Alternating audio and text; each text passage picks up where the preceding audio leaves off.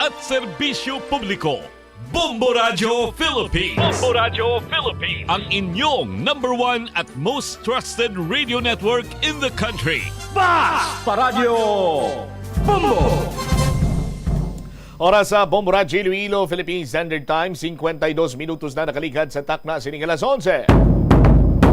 Welcome sa pagpangalagad sa Bombo Hanay sa Uto diri sa UFM Bombo Radio Iloilo, ang flagship station sa the number one most trusted radio network kinakantri ang Bombo Radio Philippines. Adlaw kita karon sa Huwebes, Marso 14 tuig 2024. Sa gihapon ini mo lang ang Kurman, Bombo Chama Blanco Hover. Sa mga nagapauna dalagkuan karon nga mga balita, heat stroke brake policy ginapatuman sa Iloilo City Traffic Management Unit sa mga traffic enforcer diri sa syudad sa Iloilo. Sa kaangot nga balita, Mayor Jerry Treñas pabor sa desisyon sa PNP nga pwede makaangkon ang mga sibilyan sang semi-automatic rifle. Average price ang baboy kada kilo sa probinsya sa Iloilo yara na sa 379. Mga mapadalagan sa pagka-board member sa 5th Distrito Iloilo, 5 kabilog. Sa iban pang mga talupang doon karon nga mga balita, isa ka Ilonggo nga nagapuyo sa Palawan patay matapos nag-angkon sang or nagkaon sang butete. Muli madalagkuan ang mga balita, issues kay impormasyon na main sentro karon sa aton sining pagpangalagad sa gihapon diri sa palatuntunan na Bombo Hanay sa Uto. Sa mga kabombo naton, panay lang kamo sa paghulog sa inyo sining mga entries sa aton sining iya nga Buena Mano Salvo Year 18 na promo. Yari naman ang promo sa Bombo Radio nga mga dala sa inyo sa adlaw-adlaw nga papremyo kag may tsansa pa nga mangin na milyonaryo. 7 million na pesos in total prizes nationwide. May tatlo ikaw kapamaagi na agud nga maggadaog sa mga papremyo. Una, sa Studio Draw, kada adlaw Lunes tungto Biyernes, tatlo ka mga studio winners ang mga daog sa cash prize nga 500 pesos, ka gift pack nga balor 500 pesos. Ang tagsa ka winner ang may 24 oras lamang sa pag-claim sang iya sining nga premyo sa tion nga ini ang Malawagan. Ikaduha nga pamagi, amo iya ang barangay activation.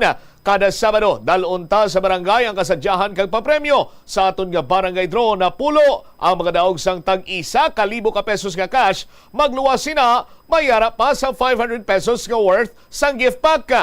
All in all, 1.5. Tinapulo ang mga daog sang 1,000 ka pesos, may dugang pa nga 500 pesos siniiya nga balor sang gift pack. Grabe nga mga papremyo ini.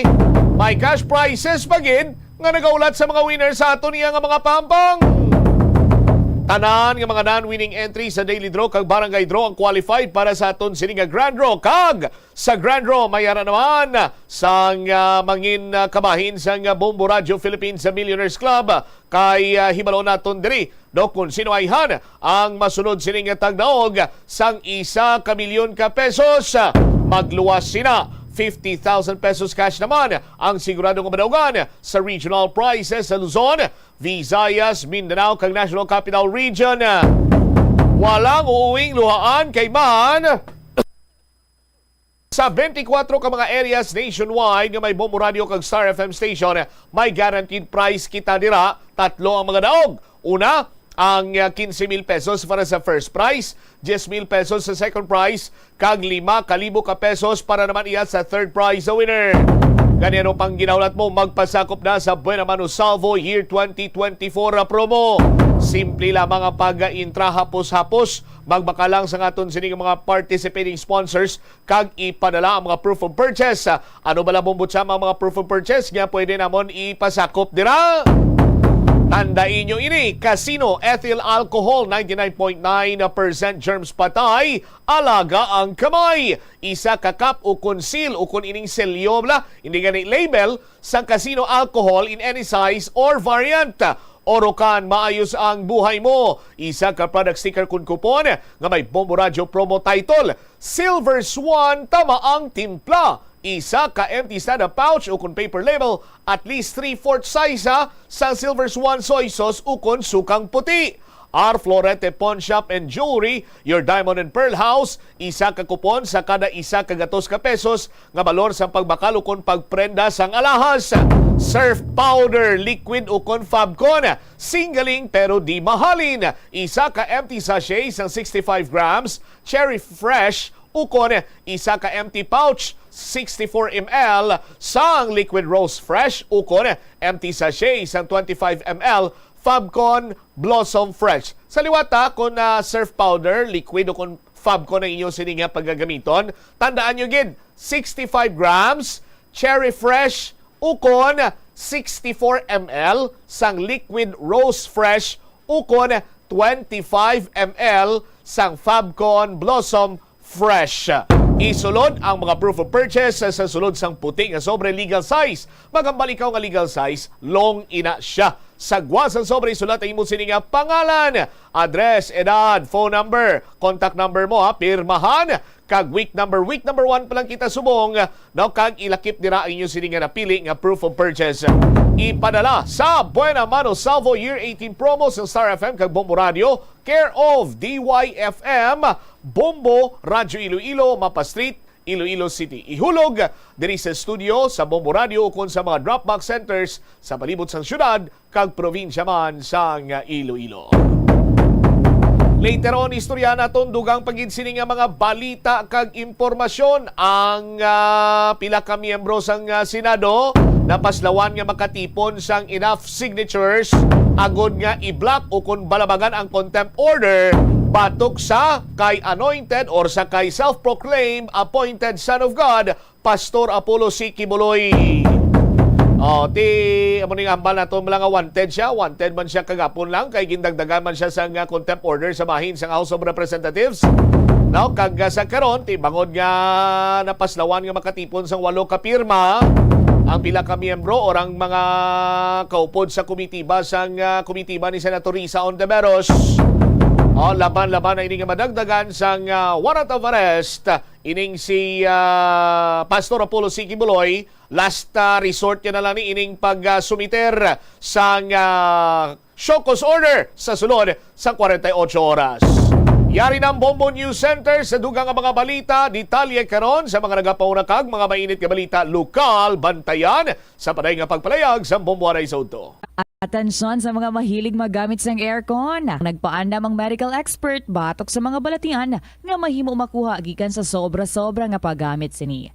Sino ka Dr. Maria Encarnita Limpin, isa ka experienced healthcare specialist, mas maayo nga tsakyaron nga malimpyo ang hangin nga nagikan sa aircon, bangod kun mahigko, mahimo ini nga magtugas sang impeksyon kag mga balatian kaangay sang pulmonya. Gani hagan-hagan na lang ina bangod bisan makabulig ini sa imo sa maginot nga tiyempo, may risgo man ini sa imo nga ikaayong lawas.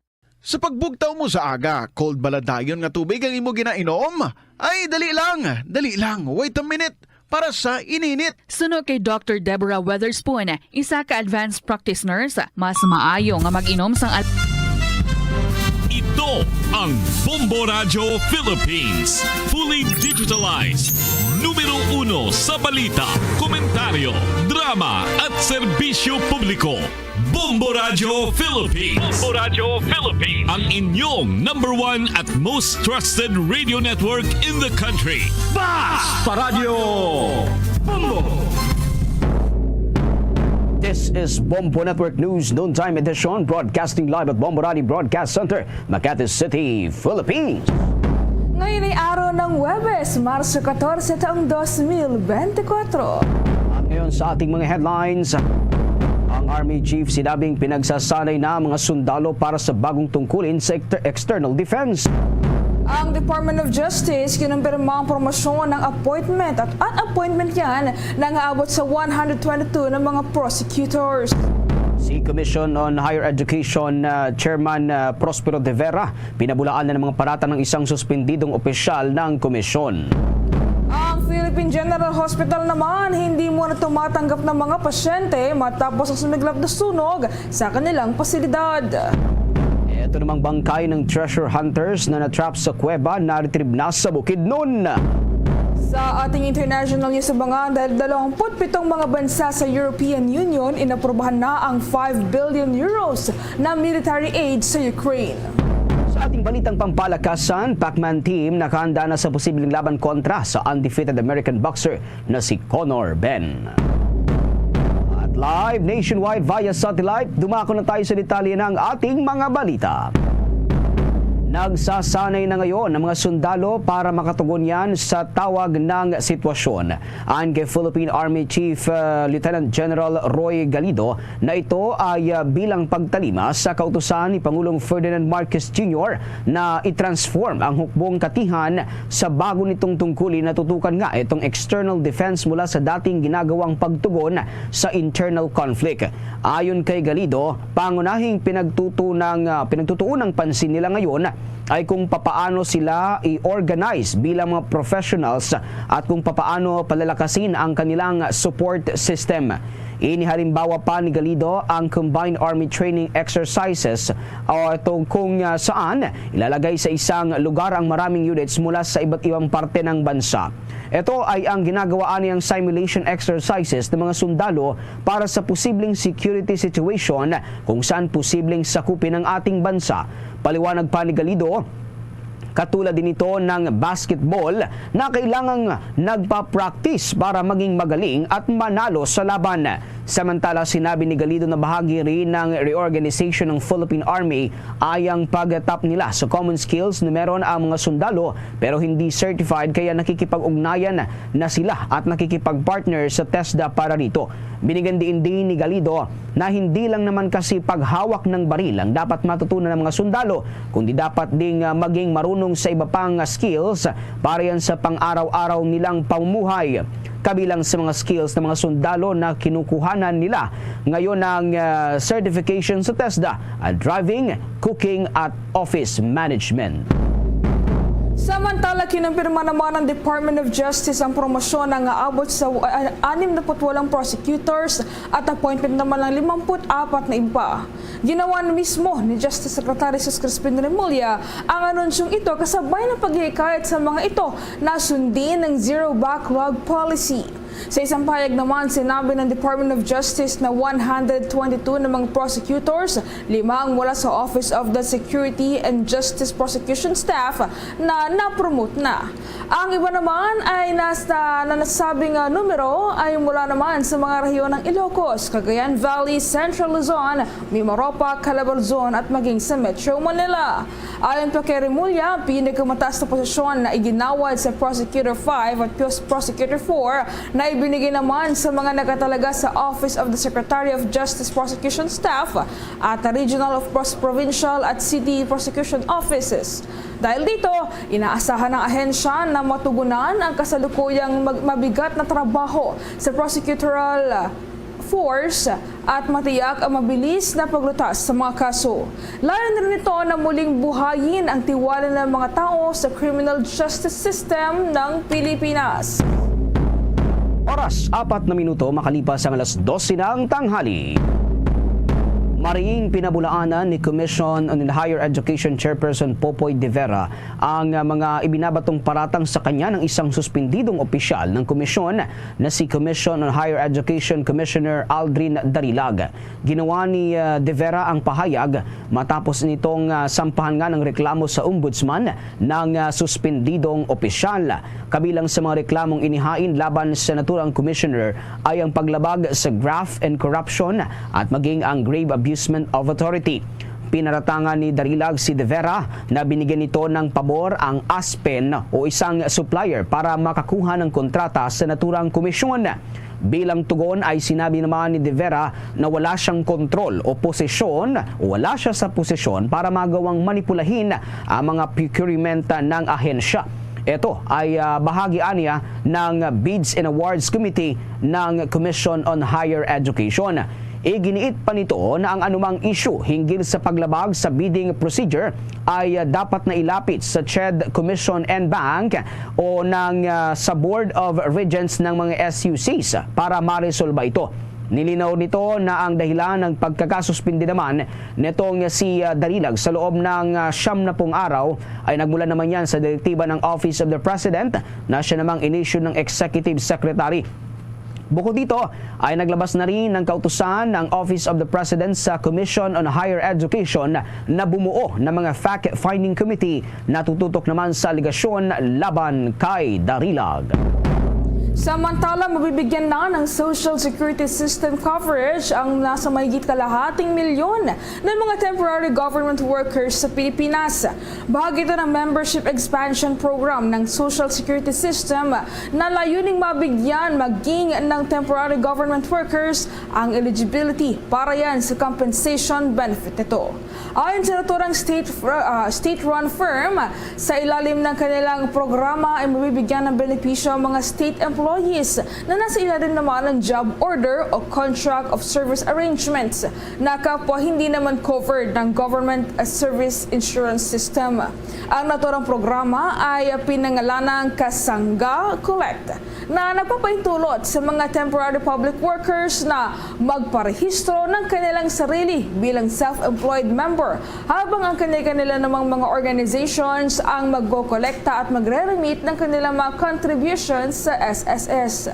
Samantala, kaugnay nito hinikayat naman na Social Security Service System Executive Vice President for Branch Operations Sector Voltaire Agas ang iba pang mga local government officials at public sector leaders na mas palawigin pa ang social security protections na kanilang mga constituents at colleagues sa pamamagitan niya ng subsidizing ng kanilang monthly contributions. Sa pagpapatuloy pa rin ng ating mga balitaan sa oras na ito, ay itinigil muna ng Philippine General Hospital o PGH ang pagtanggap ng mga bagong pasyente matapos nga itong nangyaring insidente ng sunog kahapon.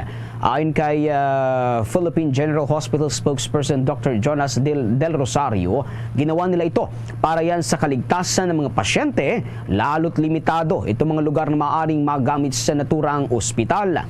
Nakakordon pa rin kasi ang seksyon nito na naapektuhan nga ng naturang sunog habang nagpapatuloy nga ang isinasagawang investigasyon ng mga tauhan ng Bureau of Fire Protection.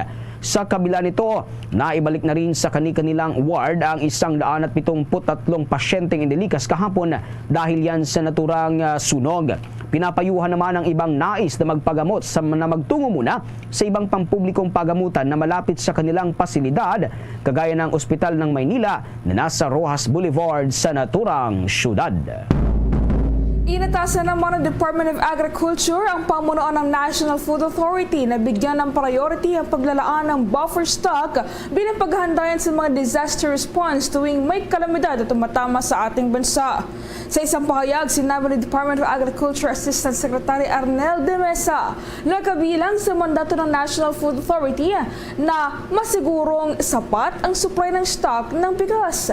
Lain nitong matugunan ang mga pangunahing pangailangan sa pagkain, partikular na ang bigas ng mga residenteng sinalanta ng kalamidad. Mahalaga rin anya na may sapat ng buffer stock ang ahensya para sa disaster response agencies katulad na lamang yan ng Department of Social Welfare and Development.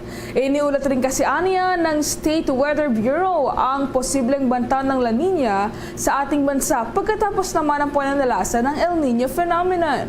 Kabilang rin sa priority list ng National Food Authority ay ang Office of the Civil Defense, National Disaster Risk Reduction and Management Council at maging itong Bureau of Jail Management and Penology. Wala rin patid ang pagbili ng ahensya ng mga bigas sa mga magasaka ngayong simula na ng anihan. Naglaan na rin ang National Food Authority ng 17 billion pesos para yan sa pagbili ng palay sa mga magasaka kasama na ang natirang pondo nito noong nakaraang taon na abot naman sa 8 billion pesos. Samantala, pinamamadali na ni House Health Committee Chair at Batanes Congressman Seriaco Gato Jr. ang pagrepaso nga sa mga panukalang batas para sa pag-upgrade at modernisasyon ng mga ospital dito sa ating bansa. Ito ay matapos ang nangyaring sunog nga sa bahagi ng gusali ng Philippine General Hospital kahapon. Ayon sa mambabatas, dapat bigyang priority itong mga panukala para magkaroon ng mga hakbang sa kaligtasan mula sa sunog sunog at mga advanced na kagamitang pangmedikal. Sa katunayan aniya, hindi lang ito ang unang pagkakataon na nagkasunog nga sa naturang ospital, partikular na dito sa Philippine General Hospital, kundi maging noong taong 2021 sa kasagsagan pa rin niya ng COVID-19 pandemic. Gayunpaman, bagamat nangyari aniya itong insidente sa naturang pasilidad, sinasalamin nito na ang malaking pangangailangan na i-upgrade na itong lahat ng public hospital sa Pilipinas at mamuhunan sa infrastruktura. Dagdag pa ng kongresista, hindi lamang ito tungkol sa gusali at mga kagamitan, kundi pagtiyak sa kalidad ng healthcare ng lahat ng mga mamamayang Pilipino. Mababatid na inilipat sa iba't ibang Department of Health Hospital sa Metro Manila ang mga pasyenteng naapektuhan nga ng naturang sunog, habang wala namang naitalang nasawi sa naturang insidente. Na-recover naman ng mga otoridad ang bangkay ng 2 minor de edad na naganap po ay nasunog noong linggo. Diyan po yan sa Sunday Street, Star Interior, Barangay Poblacion, Mandaluyong City. Yan po mga kabamat Christian Nation ay naganap kagabi. At batay nga sa datos ng Philippine National Police Scene of the Crime Operatives at maging ng Bureau of Fire Protection, ang biktima ay isang 15 taong gulang na batang babae na nasa grade 10 ang baitang. Kasama rin itong nasawi ang 6 taong gulang na lalaking kinder student. Ayon sa ina ng mga biktima, nagmula umunong sunog sa ikalawang palapag ng bahay kung saan nagtutulog ang kanyang 2 anak. Mabilis naman na kumalat ang apoy matapos dahil po yan sa pawang mga gawang light materials ang naturang bahay. Umabot rin ito sa ikalawang alarma, kaya naman di na nagawang masigip pa ang magkapatid na biktima. Higit 50 kabahay naman mga kabambat Christian Nation ang nadamay sa naturang sunog, habang 150 naman ng mga pamilya ang nawalan ng tirahan. Pansamantala itong nanunuluyan ngayon sa Community Center ng Barangay Poblacion. Batay sa ulat naman ng Bureau of Fire Protection, nagsimula ang sunog bandang 1:52 ng madaling araw, at sa ngayon ay patuloy pa rin isinasagawang investigasyon ng mga otoridad upang matukoy ang sanhi ng nasabing insidente. Sa dagdag pa mga pagbabalita, kinumpirma naman ni Pangulong Ferdinand Bongbong Marcos Jr. na nakatakdang ma-discharge o lumabas sa ospital ang kanyang ina na si dating First Lady Imelda Marcos. Ito ngayon matapos na ma-confine ang dating unang ginang dahil yan sa pneumonia at lagnat ngayong araw ng Huwebes. Sa panayam naman kay Pangulong Marcos Jr., kanyang sinabi na pagaling na raw ng pagaling ang kanyang ina. Sinabi pa ng Pangulo na nais niyang umuwi na ang kanyang ina at in good spirit ang dating ng unang ginang. Magugunitaan na pinayuhan ng kanyang mga doktor ang dating unang ginang na magpahinga muna sa ospital hanggang sa makumpleto nito ang kanyang mga iniinom na antibiotics at na inirekomenda naman para sa kanya. Si dating First Lady Marcos ay 74 taong gulang na. Oras 14 na minuto makalipas ang 12:00 ng tanghali. Sa pagpapatuloy pa rin ng ating mga balita, kumuha tayo sa ating mga kasamahan.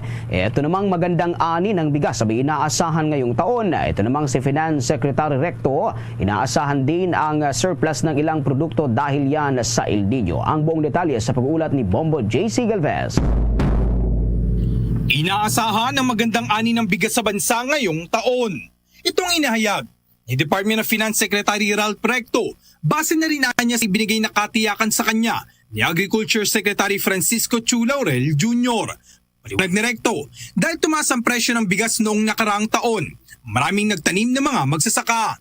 Gumamit din daw tayo ng drought-resistant seed, kung kaya't inaasahan ang mas malaking ani ngayong taon. Ayon pa kay Recto, kung sakasakali namang kapusin sa supply ng bigas, mayroong nilagdang kasunduan ng Pilipinas at Vietnam na mag-angkat ng bansa sa oras na tayo ay mangailangan. Bukod sa bigas, mayroon din anyang surplus sa manok, itlog at gulay. Dahil sa El Nino rin anya ay magkakaroon ng sapat na supply ng isda sa bansa. Gayunpaman, dahil naman sa African Swine Fever virus, nakararanas pa rin ang problema o kakapusan sa baboy. Good news is inflation is on a downward trend. We're within the range of 2 to 4%. I have assurances from the Secretary of Agriculture na mukhang maganda naman daw yung what to expect this year. Halimbawa, palagay ko, base sa aming pag-uusap, magandang harvest ng bigas this year. Generally, it looks like we will have a better harvest this year for rice. Samantala, kaugnay ng balitang ito, nakikita naman ni Recto ang potensyal ng bansa na maging ika-14 na lalago ang ekonomiya sa mundo pagtuntong niya ng 2050. Sa pulong balitaan, sinabi ni Recto na ang bansa ay on track o nasa tamang landas upang makamit ang goal. Nang matanong ang kalihim kung paano ito makakamit ng bansa, binigyan din ni Recto ang existing resources ng Pilipinas. Precisely, we are a young population with many countries are aging. Our average age is 25. We speak English. We have many natural resources. And in minerals, we have reserves of $6 trillion. Think about that. Wala pa ilamis, pero marami tayong minerals. Among others, napakaganda ng ating bansa for tourism. Ito yung mga low-hanging fruit that we have a comparative advantage. Inaayos na natin yung airport, Halimbawa, yung NAIA, which will double the passengers, makatulong yan sa... We are privatizing many of our regional airports. May DOT tayo sa Daguindingan Airport, which is a model now for Bohol, for Puerto Princesa, for all the other airports also. Para sa Bombo Network News, ako si Bombo JC Galvez nag-uulat para sa number 1 and most trusted radio network in the country, Bombo Radio Philippines, Basta Radio. Bombo! Commute time, iced coffee time. It's Dunkin' Coffee time. Ketchup time, Spanish latte time. It's Dunkin' Coffee time. Ride time, hot brewed coffee time. It's Dunkin' Coffee time. Anytime is the best time for Dunkin' Coffee. With a signature taste and variety of flavors, best enjoyed anytime, anywhere. Anong time na? It's Dunkin' Coffee time. At ngayon, sa pagpapatuloy ng iba pang pangunahing mga balita. Kabombo at ka-Sir Nation, dumipensa ang lokal na pamahalaan ng Sagbayan Bohol sa mga aligasyon hinggil yan sa kontrobersyal na resort na itinayo nga sa gitna ng Chocolate Hills.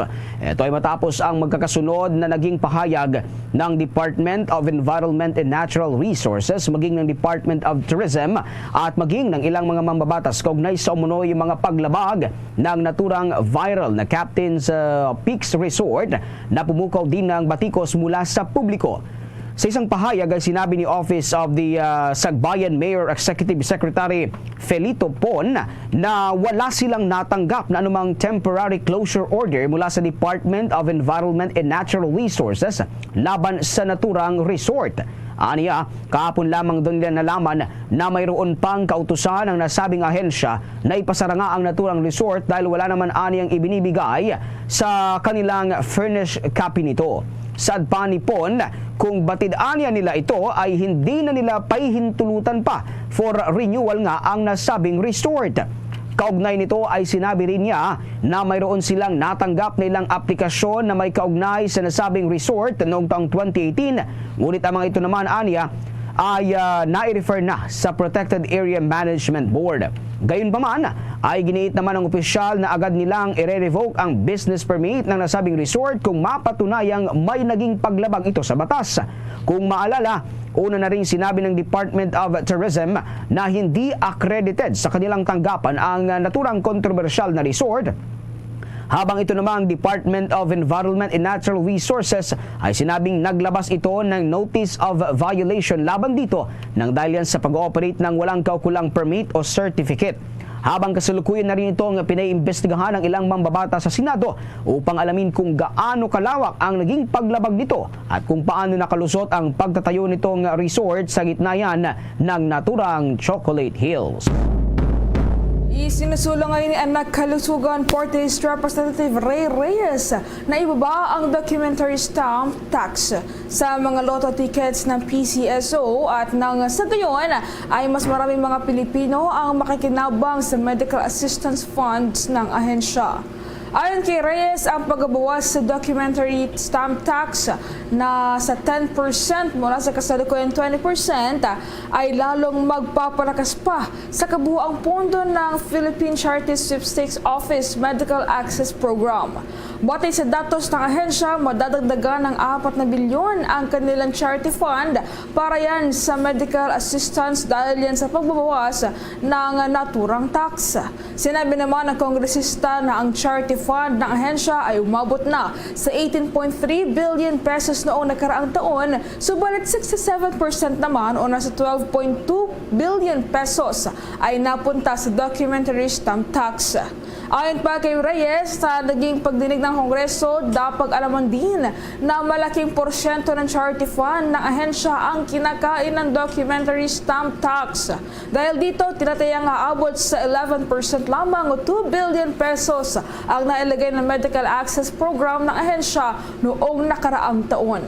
Inihiyag din ng mamabatas na para sa taong 2024, tinataya naman ng Philippine Charity Sweepstakes Office na nasa 14 billion pesos ang magagastos para sa naturang tax at nasa 1.68 billion pesos naman ang magagamit para yan sa mga beneficiaries ng Medical Access Program.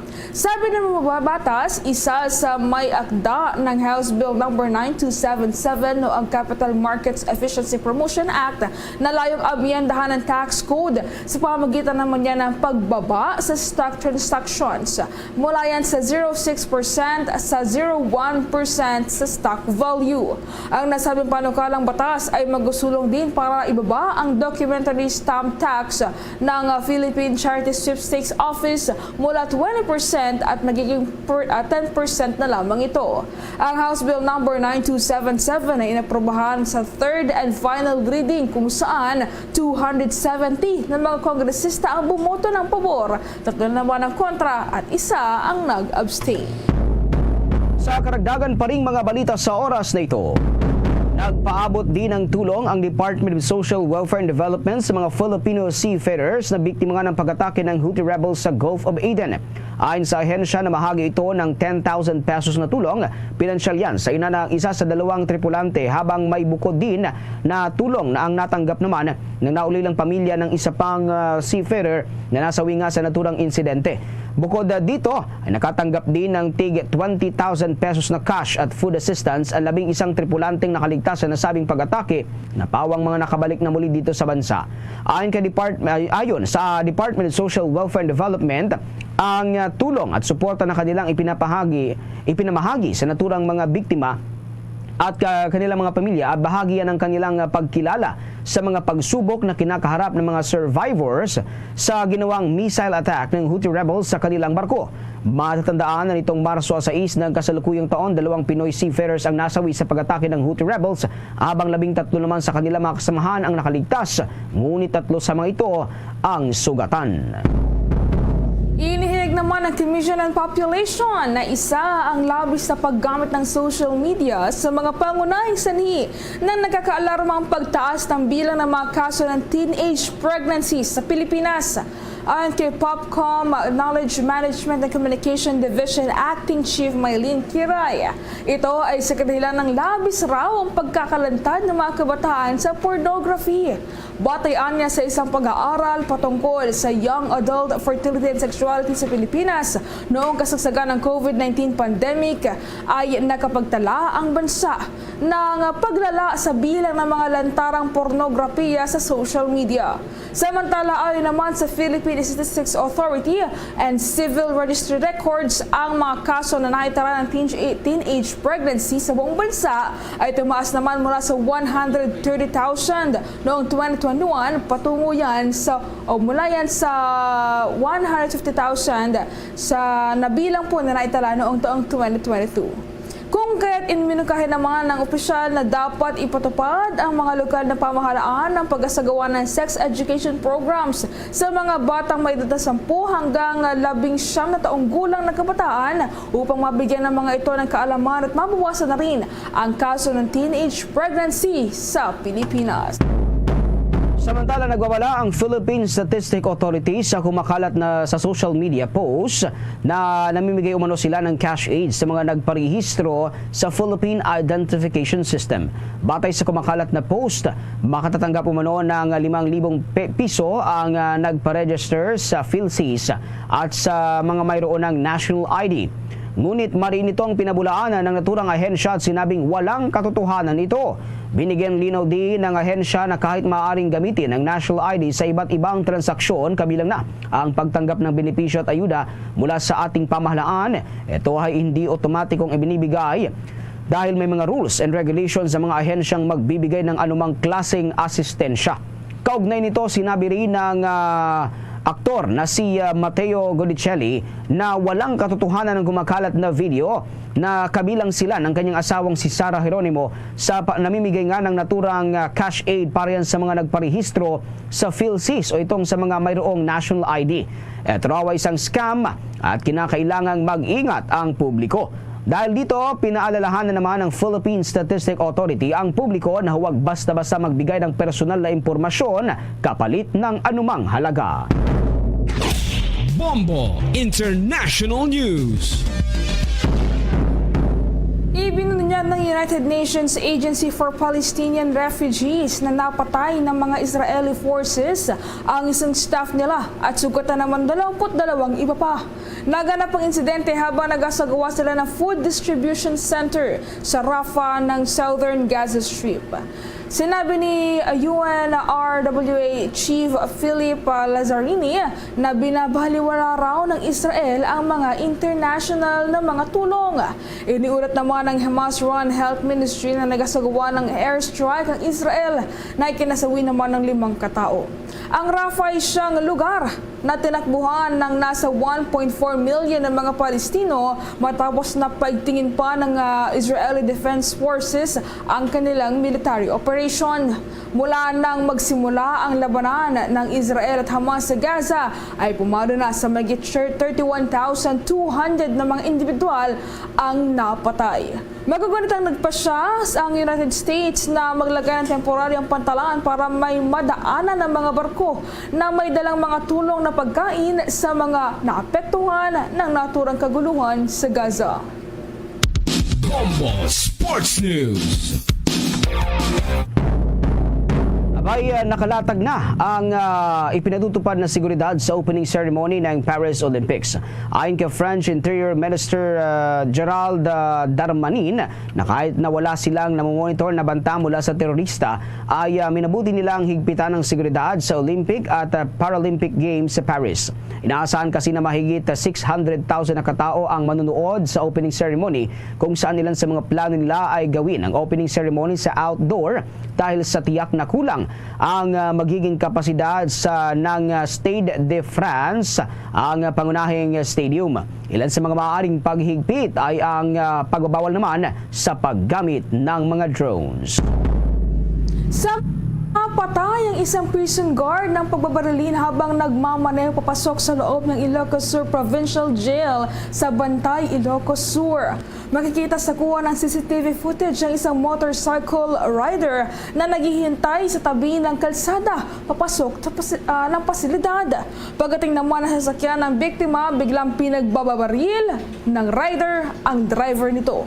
Ayon naman sa investigasyon ng lokal na pulisya, 7 beses raw na binaril ng caliber 45 na baril ang biktima na si Jason Parchamento na may edad po na 45 taong gulang. Nakatakas naman ng sospek sa likod ng nasabing krimen.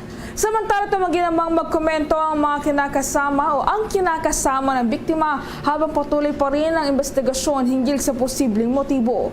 Tumanggi rin ang pulisya na magkomento kung ang pamamaril ba ay may kaugnayan sa nauna ng pagtanggal ng biktima sa puwersa ng kapulisan. Muli namang nagpabot ng tulong ang Department of Social Welfare Development sa mga individual at pamilya na labis na naapektuhan ng mga malalakas sa pag-ulan at mga kaso ng pagbaha na dulot pa rin yan ng umiral na shear line noong nakaraang taon. Ang naturang pondo nga ay nagmula naman sa emergency cash transfer ng naturang ahensya.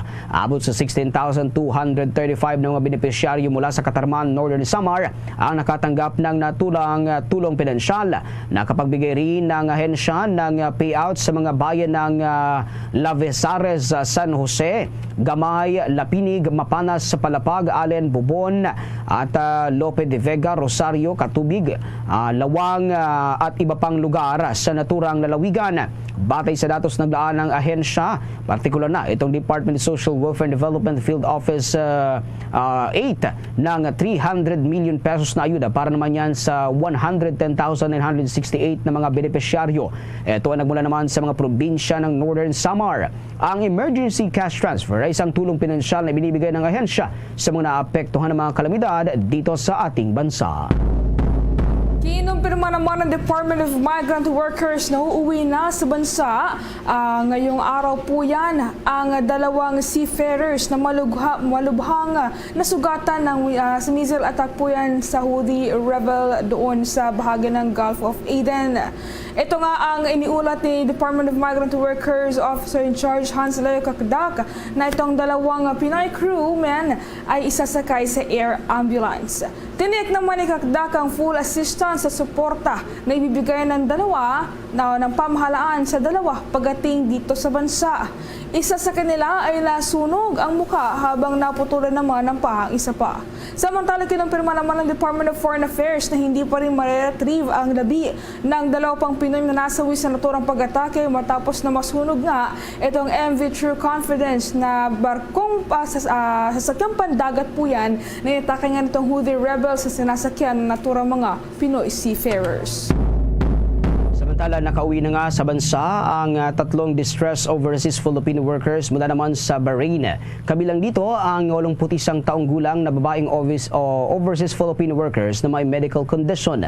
Kasama niyang umuwi ng bansa ang isang lalaki at isang babaeng kapwa niya overseas Filipino workers. Dalawa sa tatlong distressed OFWs ay kinukup muna sa shelter ng Philippine Embassy sa Manama bago umuwi dito sa Pilipinas. Pagdating naman sa Pilipinas ay sinalubong ang naturang mga manggagawang Pilipino ng mga tauhan ng OWA. Pinasalamatan naman ng Philippine Embassy ang Bahraini government sa pagproseso sa repatriation ng tatlong overseas Filipino workers. Mga kabombat consternation, isa na namang kababayan natin ang kinilala ng ibang bansa dahil sa pagpapamalas ito ng kanyang natatanging galing sa pagtuturo. Natanggap si Eleuterio Timbol ang isang recognition para yan sa pagtuturo nito ng science and mathematics sa mga public high school students. Ito ay sa katatapos lamang na 24 Azalone Award for Excellence in Teaching Science and Mathematics na ginanap po yan sa New York City sa Estados Unidos. Ayon sa Fund for the City of New York website, ang naturang award ay ginagawad sa mga guro na ginugugol ang kanilang oras at panahon para tulungan ang mga estudyante na umangat sa buhay. Lumaki ni si Timbol sa Pilipinas at isa siya sa 9 na mga anak ng kanyang mga magulang. Siya ay kasalukuyan nagtuturo sa High School of Law Enforcement and Public Safety. Kinilala ito dahil sa kanyang naging role sa pagpapacilitate ng pagkapalitan ng mga Filipino-American educators sa Pilipinas tuwing summer, gayon din ang pagkapayaman din sa educational landscape ng dalawang bansa. Noong taong 2022, si Timbol ay isa sa 54 na mga guro sa pampublikong paaralan sa New York State na nakatanggap naman ng Gobernador Empire State Excellence in Teaching Award. Sa pagkakataong ito, mga kabombo at consternation, kumuha naman tayo ng mga balita mula pa rin sa ating mga kasamahan. Ito namang Manila International Airport Authority. Sinabing nagkaroon ng improvement matapos nga ang sinagawang disinfection ng Pest Control Service sa Ninoy Aquino International Airport. Naturang ahensya naman handa na sa pagdagsa naman ng mga pasahero sa Semana Santa. Ang buong detalye sa pag-uulat ni Bombo Kelly Cordero. Ibinahagi ng Manila International Airport Authority na nagkaroon na ng improvement matapos ang isinagawang disinfection ng pest control service sa Ninoy Aquino International Airport. Ayon kay Attorney Chris Bendijo, tagapagsalita ng Manila International Airport Authority, matapos ang naiulat na naman na panibagong naispatang mga daga sa paliparan, ay agad na pinulong ni General Manager Eric Ines ang kanilang pest control contractors at muli itong binigyan ng ultimatum. Sakali umano na wala silang makitang substantial improvement ay walang mangyayaring renewal at baka ma-blacklist pa ito sa paliparan. Pero matapos umano ang masusing pag-monitor sa mga housekeeping ay nakitaan nila ito ng improvement. Kasabay nito nananawagan ang Manila International Airport Authority sa mga pasahero na magkaroon ng disiplina, lalo pat nakitaan rin umano ang mga ilalim ng upuan ng mga bubble gum. Ang ating housekeeping, normal part na po ng kanilang paglilinis, tinataod po nila yung mga upuan to check kung meron nga pong infestation, kung sakasakaling may makalusot pa rin po, and also to make sure na yung bottom portion ng ating mga gang chairs is thoroughly clean. No? Kasi the other time po, when we inspected, napansin po namin marami pong nakadikit na bubble gum. No? Pati po yun ay kanilang sin-scrape off at talagang to make sure na pati yung bottom portion ng ating chairs ay wala po mga ganyan para wala pong infestation. Sa ating mga sarili po, sana po may disiplina tayo. Samantala, ayon kay Bendijo, handa na sila sa pagdagsa ng mga pasahero ngayong darating na Semana Santa. May direktiba na umano mula sa Department of Transportation at pirmado na ni General Manager Eric Ines ang memo na Oplan Biyaheng Ayos Semana Santa 2024. Sa ilalim nito, nakikipag-ugnayan na ang Manila International Airport Authority sa ilang local government units at Metropolitan Manila Development Authority bilang paghahanda sa inaasahang bigat ng traffic. Nagbigay na rin daw ng direktiba ang General Manager na hindi po pwedeng mag-leave ang lahat ng key officials ng paliparan. Ang mga ito kasi ang magmamando sa bawat itatayong Oplan Help Desk sa kada terminals na tutulong naman sakaling magkaroon ng problema sa papel o iba pa ang mga pasahero. Tiniyak rin ng Manila International Airport Authority na walang interruption na mangyayari sa basic services ng paliparan. Nakahanda na ani Bendijo ang preventive measures ng paliparan para hindi maulit pa ang nangyaring power outage noong nakaraang taon. Para sa Bombo Network News, Bombo Kelly Cordero nag-uulat para sa #1 and most trusted radio network in the country, Bombo Radio Philippines. Basta Radio, Bombo! Oras 23 minuto bago sumapit ang 1:00 ng hapon. The time check was brought to you by Dunkin, pasalubong ng bayan. Sa pagkakataong ito, mga kabombo at Kastar Nation, kumuha na tayo ng mga balita mula sa ating mga kasamahan sa probinsya. Ito namang bangkay ng treasure hunter na naratrap nga sa kuweba, abay naretrieve na sa Bukidnon. Ang buong detalye sa pag-uulat ng Bombo Radio, Cagayan de Oro. Nagluluksa ang mga pamilya ng 4 na mga umano'y individual na unang nasawi kaugnay sa pagsagawa ng treasure hunting sa loob ng kuweba na nakabase sa sitio Tinago, Barangay Kabadyangan, Kadingilad, Bukidnon. Kasunod ito sa matagumpay na pag-ahon ng search and retrieval team sa 4 na biktima na unang na-trap ng magkaproblema. Ang paghuhukay sana ng umano'y nakaimbak na mga ginto sa ilalim ng lawa nakapaloob sa kuweba. Unang kinilala ang mga biktima na sina retired Army member Bobby Gonzaga, taga-bayan ng Kibaw, Ivan Gallardo na taga Valencia City, Eduardo Diaz, residente naman ng Don Carlos, at Rodi Sumalpong na mismong taga Kadingilan na pawang nasa legal na edad, lahat nagmula sa probinsya ng Bukidnon. Sinabi sa Bombo Radio ni Police Regional Office 10 spokesperson Police Major Joan Galvez Navarro na bagamat nakakalungkot ang pangyayari, subalit inatasan nila ang kanilang local subordinates na laliman pa ang investigasyon patungkol sa pangyayari. Bagamat una nang naikwento sa 4 na mga survivor na habang nasa water pumping operation sila, mayroong biglang sumingaw na kulay asul na usok na hindi naman matapang ang dala na amoy, subalit unti-unting pumasok sa kanilang katawan hanggang sa nawalan ng buhay. Turned out na yung cost ng usok, no, yung fume is bunga iyon ng yung water pump na dinala ng mga biktima sa loob ng kuweba kasi yun yung ginagamit nila sa pag-treasure hunt. 3 to 4 minutes na exposure ng tao sa loob ng kuweba, mawawalan talaga sila ng oxygen. Kaya yun yung cost ng pagkamatay ng 4. Mula Bombo Radio Cagayan de Oro, Bombo Junel Ukat para sa #1 at most trusted radio network in the country, Bombo Radio Philippines, Basta Radio, Bombo! Ito namang pasok sa Rojas City at sa mga lalawigan sa Capiz sabay suspindido dahil yan sa mataas na heat index sa lugar. Ang buong detalye sa pag-uulat ng Star FM Rojas.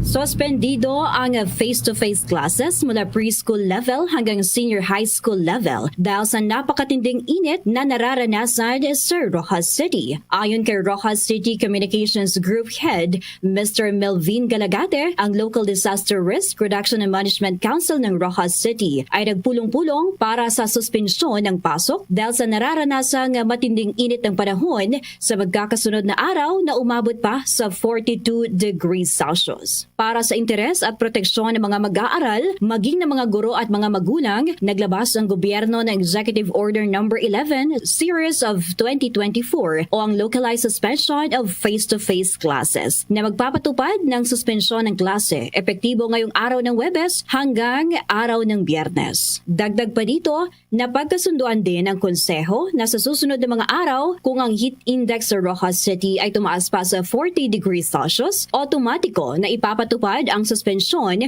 ng face-to-face classes at pansamantalang ipapatupad ang modular o blended learning. Samantala, sa mga mag-aaral naman na nasa kolehiyo, ang desisyon sa suspensyon ng klase ay nasa direktiba ng pamunuan ng kolehiyo o universidad. Kung matatandaan, kahapon araw ng Miyerkules ay nakapagtala ng highest heat index ang Rojas City na umabot pa sa 42 degrees Celsius na pinakamataas na naitala sa magkakasunod na araw sa buong Pilipinas. High heat index diri sa may siyudad sa Rojas. Nagpabuhat sang resolusyon ng atong sining LDRRMC nga magapatigayon sang pagpabuhat ang alkalde sang siyudad sang isa ka executive order, Executive Order No. 11 Series of 2024 nga nagapayag sa localized suspension of face-to-face classes from preschool to senior high school in both public and private schools within Rojas City on March 14, 2024 to March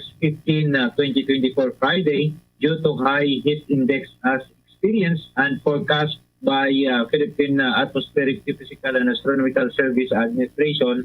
At yan ang balita mula dito sa impilan ng Star FM Rojas, Star DJ Joyce nag-uulat para sa number 1 and most trusted radio network in the country, Bombo Radio Philippines. Basta Radyo, Bombo! Samantala, ang produksyon naman ng asukal sa Negros Occidental na malaki raw ang ibinaba dahil sa El Niño phenomenon. May pagulat dyan ang Bombo Radio Bacolod. Inihayag ni Sugar Regulatory Administrator Pablo Luis Ascona na may malaking pagbaba sa produksyon ng asukal sa lalawigan ng Negros Occidental kasunod sa epekto ng El Niño. Ayon dito, nag-drop sa 10% ang production at ilan sa mga malalaking milling company sa bansa ang nagsara habang ang iba naman ay nagpapahayag na rin na magsasara ngayong buwan. Dagdag pa nito, may pagbaba rin sa produksyon ng mga malalaking sugar planters mula sa ibang lalawigan. Ngunit sa ngayon may naproduce na ang 1.55 million metric tons ng asukal na mas mahigit pa kung ikukumpara sa naproduce noong nakaraang taon. Aminado rin ito na nakakagulat ang tinitignan closure ng ilang milling companies katulad na lamang ng nasa Tarlac na nagsara na. Kasunod naman dito ay ang Capiz at URC sa Pasig, Iloilo. Sa ngayon, sa pagsara ng mga milling company, hindi pa matutukoy kung kayang abutin ang inisyal na target na 1.85 million metric tons ngayong taon. Nilinaw ni Ascona na base sa kasulukuyang supply at withdrawal data, hindi pa kinakailangan ang importasyon ng asukal. Kahit na marami ang tumutulak sa kanya na magpalabas ng statement na walang importasyon ngayong taon. Ngunit ayon dito, kung dadating ang panahon na tataas ang withdrawals at maubos ang supply at nagpalabas na ito ng statement, kanya naman itong ibabacktrack.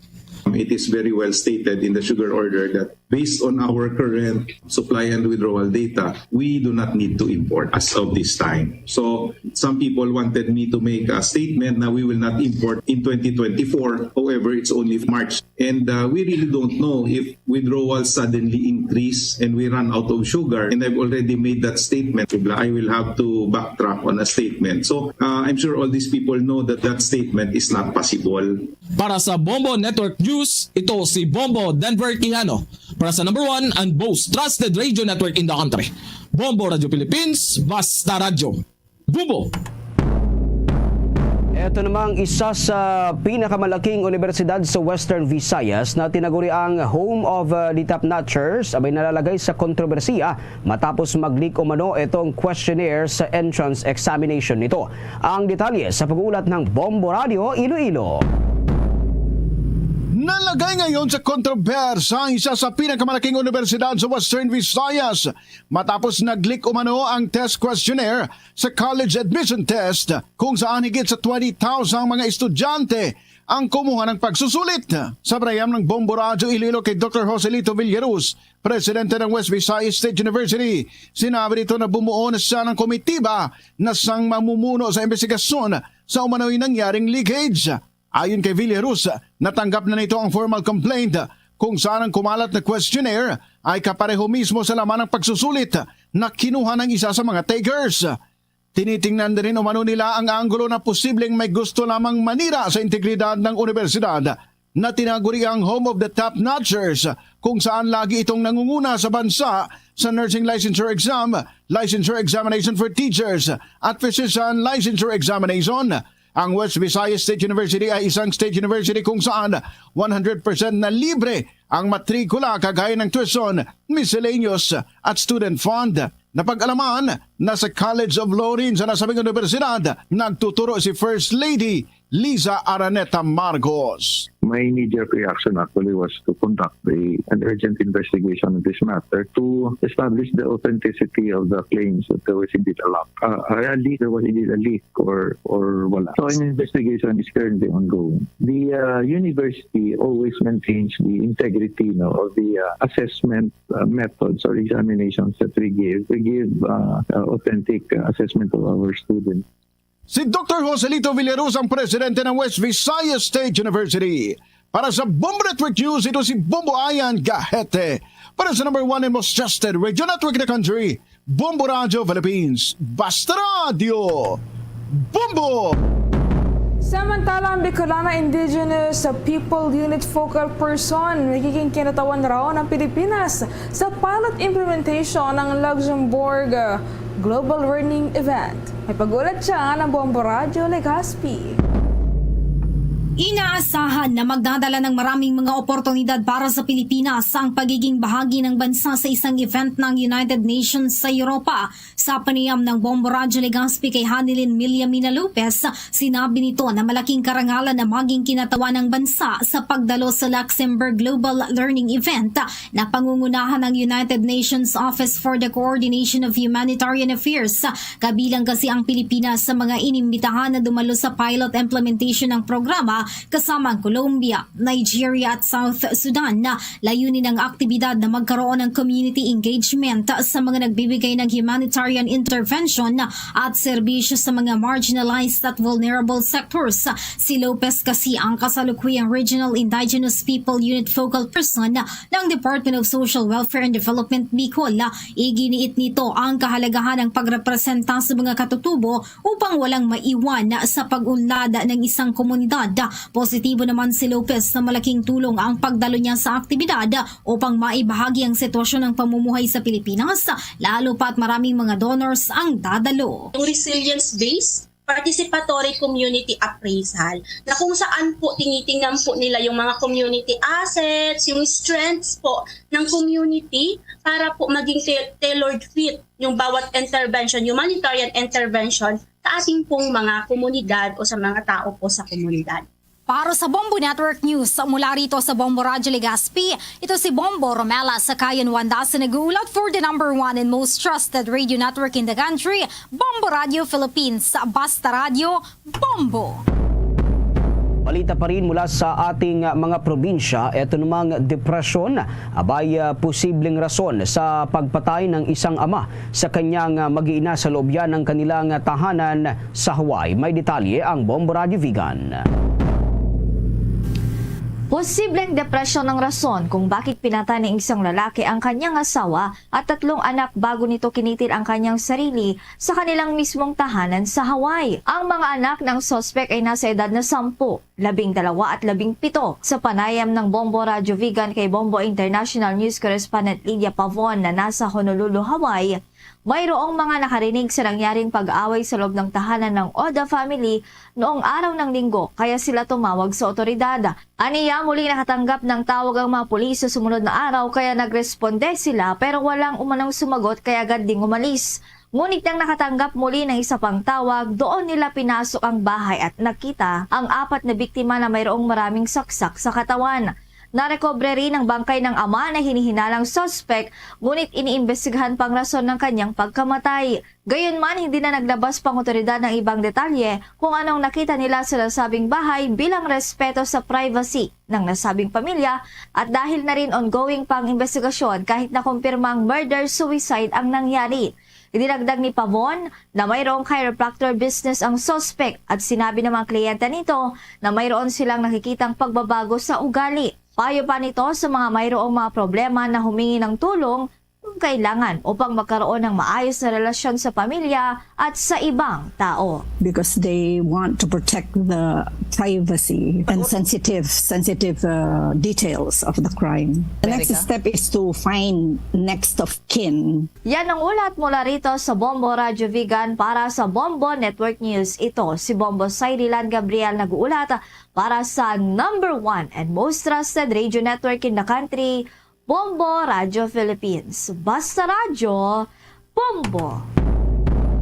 Ito namang lalaking hiniwalayan ng kanyang kasintahan diyan sa Isabela, abay tumalon sa tulay, patay. Ang detalye sa pag-ulat ng Bombo Radio Kawayan. Nasawi ang isang lalaki matapos na tumalon sa ginagawang tulay sa Barangay Kalamagi, San Pablo, Isabela dahil umano sa pagkikipaghiwalay ng kanyang nobya. Sa naging panayam ng Bombo Radio Kawayan kay Police Major Ruel Menya, ang hepe ng San Pablo Police Station, sinabi niya na batay sa kanilang investigasyon hapon ng 11 ng Marso, anya tumalon ang lalaki sa tulay dahil sa pagkikipaghiwalay ng kanyang nobya at bumagsak sa mabatong ibaba ng tulay. Ayon kay Police Major Menya, maaring nais makipagbalikan sa kanyang dating nobya ngunit ayaw na nito na naging dahilan naman ng pagtalon sa tulay na nasa mahigit 20 metro ang taas.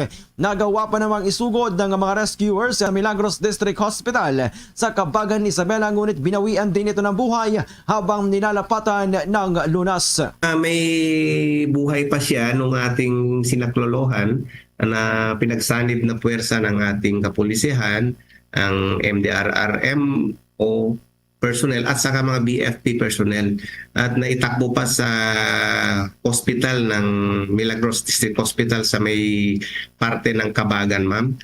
Subalit siya po ay binawian ng buhay habang kasalukuyan po siyang nilalapatan ng lunas, ma'am. Yan ang ulat mula rito sa Bombo Radio Kawayan para sa Bombo Network News. Ako si Bombo Jason Feli na nagulat para sa #1 and most trusted radio network in the country, Bombo Radio Philippines. Basta Radio, Bombo!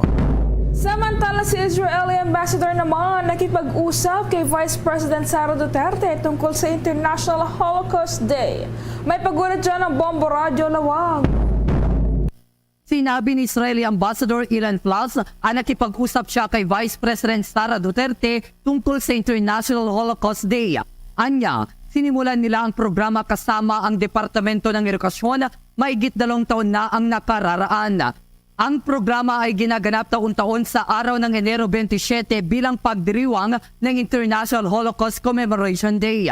Ipinaliwanag niya na ang Holocaust na ito ay isang pag-alala sa mga biktima at nakaligtas sa patuloy na sagupaan sa pagitan ng Israeli Defense Forces at mga grupo ng Hamas.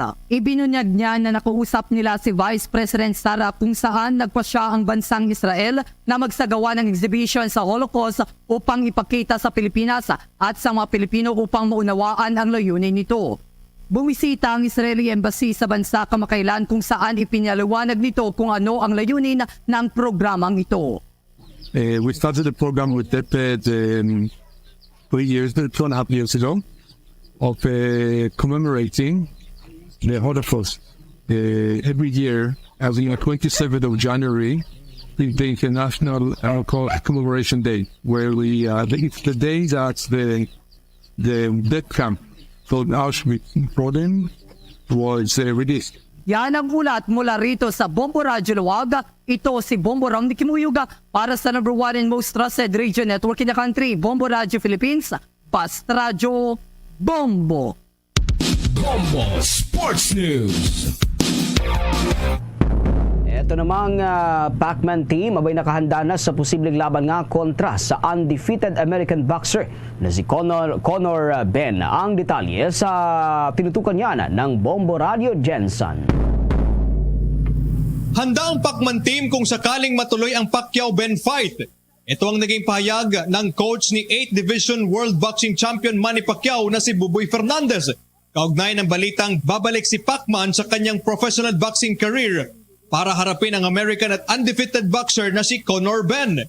Nilinaw naman ni Coach Buboy na hindi niya pangungunahan ang desisyon ng pambansang kamao at manager na si Jinky Pacquiao. Sa ngayon anya, nakatutok sila sa training ni Pacman para sa kanyang nalalapit na exhibition fight kontra kay mixed martial artist na si Buakaw Bansamek.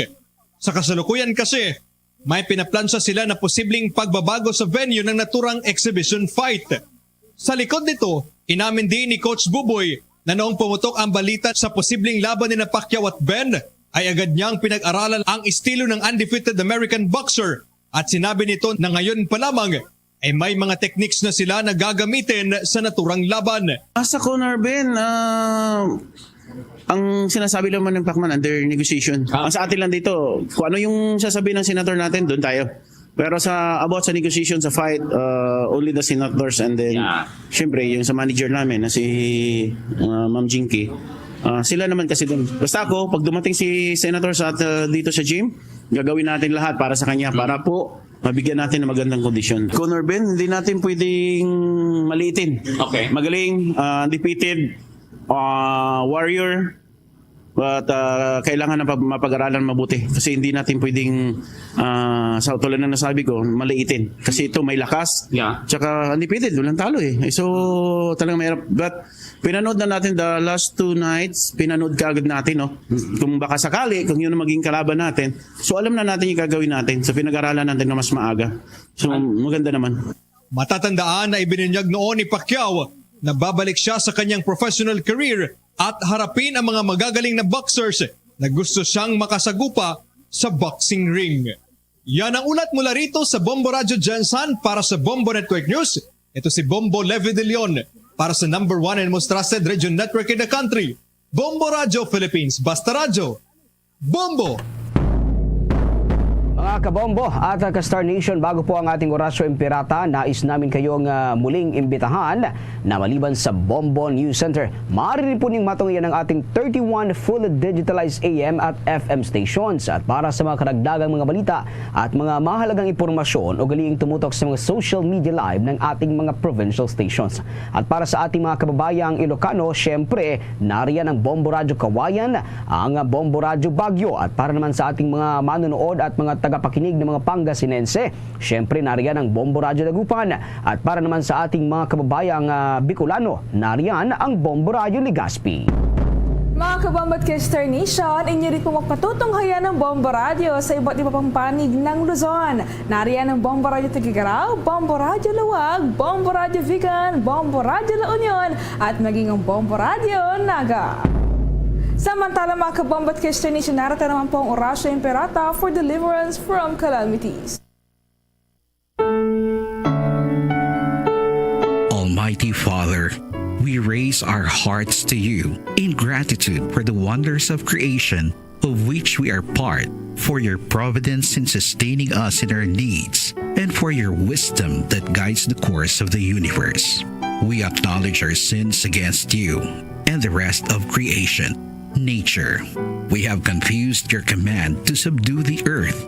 The environment is made to suffer our wrongdoing, and now we reap the harvest of our abuse and indifference. Global warming is upon us. Typhoons, floods, volcanic eruption, and other natural calamities occur in increasing number and intensity.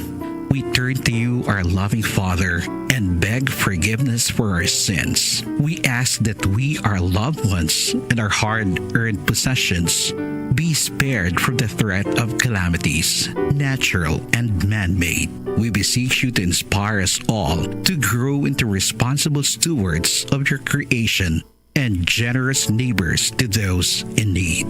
Amen.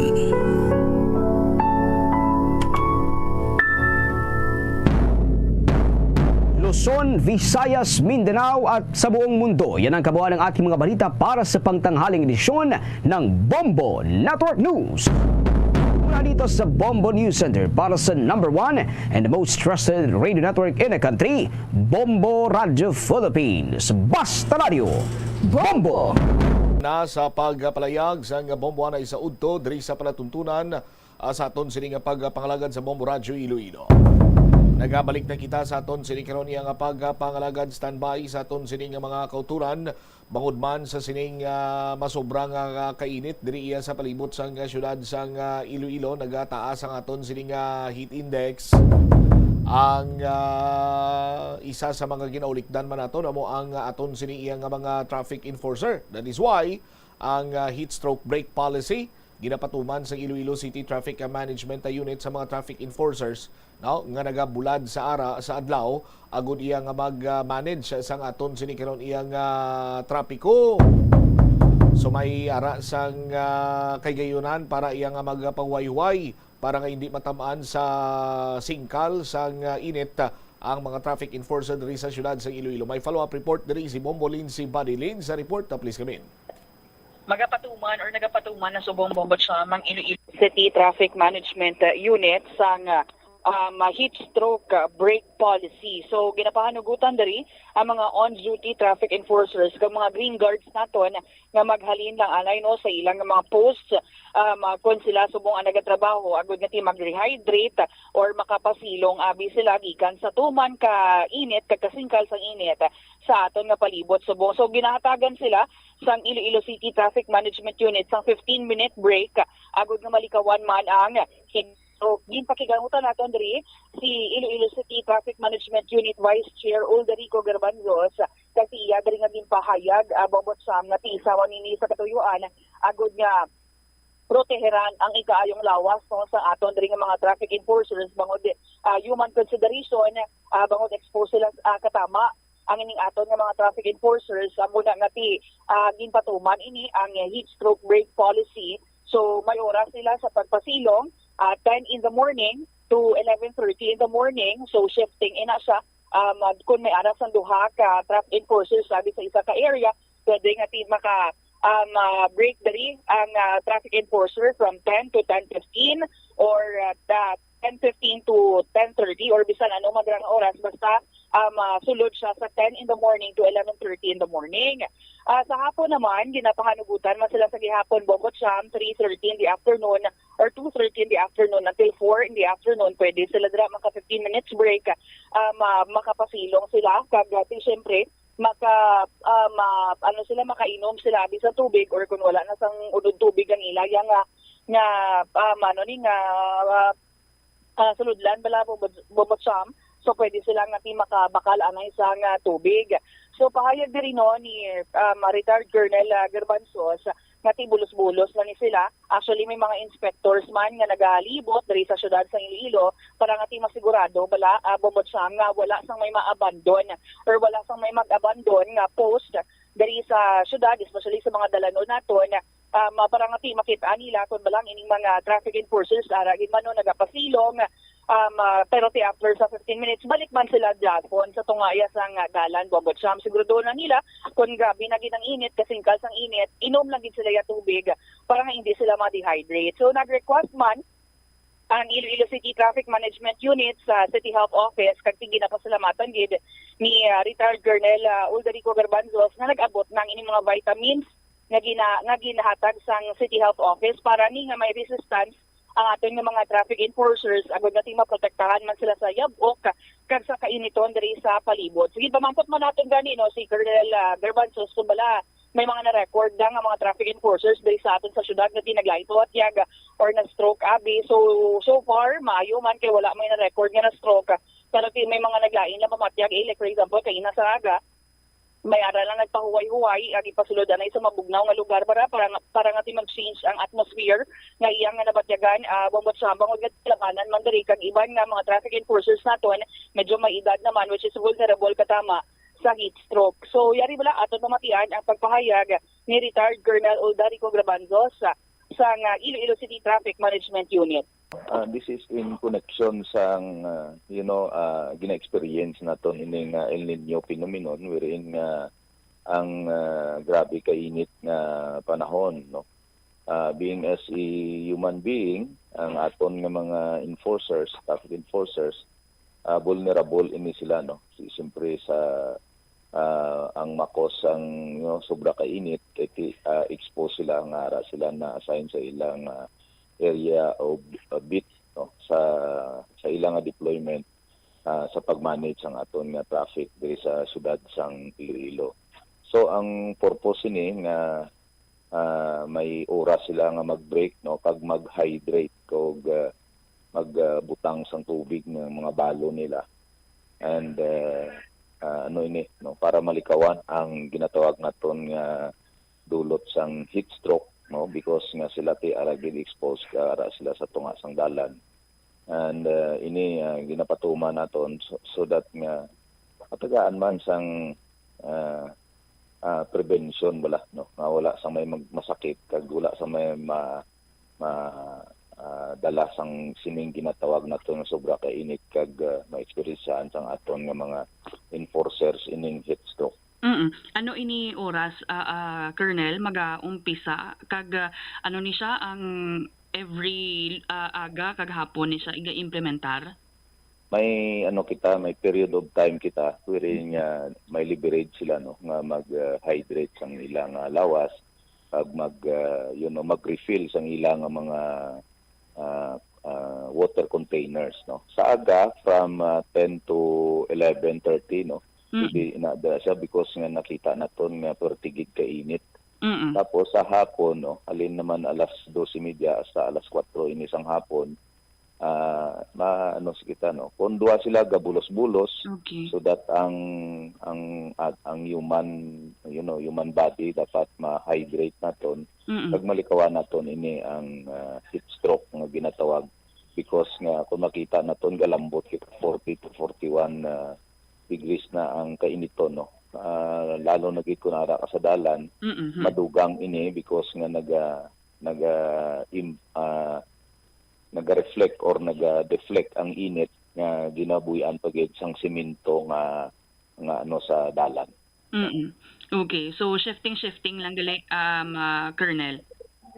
Yes, no.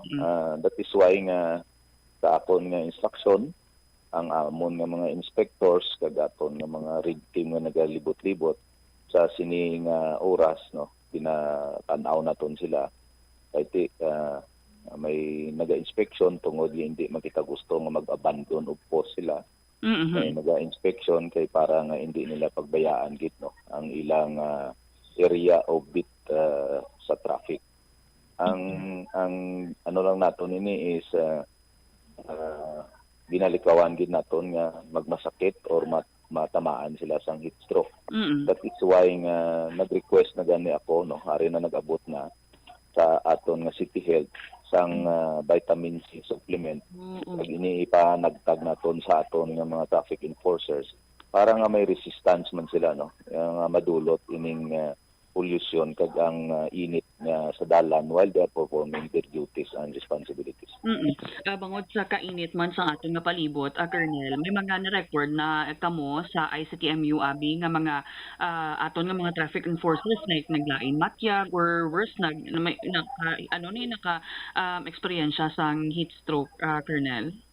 So far wala pa, no, but ang pang-aga may nag-report sa aton, no, nga actually nagpahuway-huway lang, nagbayaan sila, nagsulod sila sa mabugnaong lugar, no, sa may para lang mag-change yung ilang atmosphere because ang may mga edad naton ng mga traffic enforcers amo gini sila ang vulnerable, no, sa sining nga dulot sang kainiton sa panahon. Si Iloilo City Traffic Management Unit Vice Chair Ulrico Garbanzo. So amo na ba si balang iban bumbot sa balang tingala nga ti ang aton nga mga traffic enforcers sa syudad may pipila nga ti ara sa kilid ina mangod nga ti nagapasilong sila kag laking man ina sa ilayang heat stroke break policy bumbot sa pero dapat 15 minutos lang ina. deserve man nila nga mag pahuwayway, hatagan sa tsimpo nga magpahuwayway, pero ti kabay pa nga wala na ang pinamatasan bala nga kuno abi nagapahuwayway, nagapanago-nago. Tapos gulpiada lang matuhaw, tapos kibot ka na nga gin-flag down ka na kay as per the traffic enforcer nakakomiter ikaw sang violation. Kabay pa nga way na sa mga kasubong sina. Same as with sa mga motorista, partikularmente sa mga driver, hindi bot silingon nga wala dira sa traffic enforcer.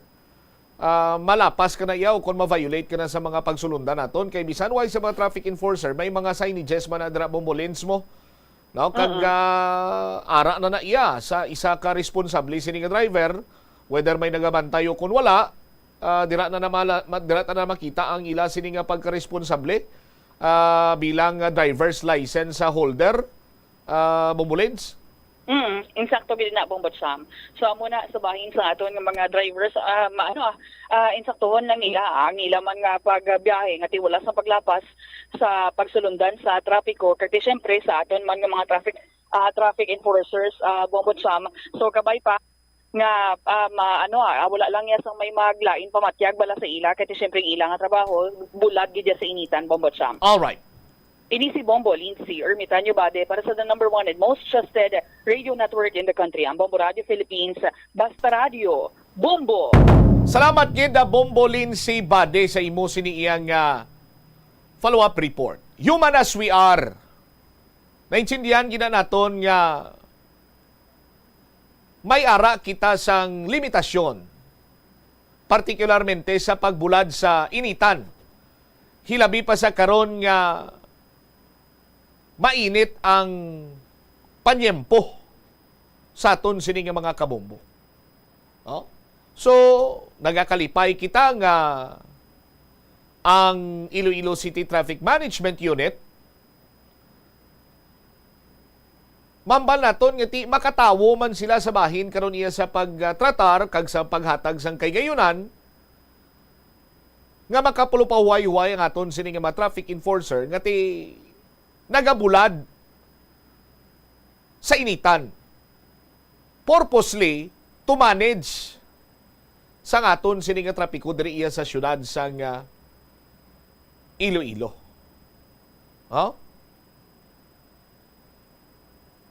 Kag ti siyempre kita diri sa Bombo Radio nagapalinton kita gani kag palabot man kita sang mensahe sa mga kabombo naton nga ang trabaho yara sa field, sa mga drivers, sa mga delivery riders, nga from time to time magpurupahuway kag magpasilong-silong man sila. Sa aton sini mga kabombo. Ang importante lang sinadri Banwa is that hindi nila pag-abusuhan ang 15 minutes nga ginahatag sila iyang heat stroke break policy. Kung daw kulang ang 15 minutos, siguro pwede nyo man na ma-raise nga mga concern sa bahin karon sa pamunuan sa Iloilo City Traffic Management Unit. Kag surely maintindihan ina sang mga opisyales ninyo sa aton sini nga mga kabombo. Ang hindi lang luyang naton nga matabo is that nga gamiton ining heat stroke break policy sa katuntuhan. Anong ginanamin ko nga katuntuhan? Kabalo ka mo Banwa, there were times,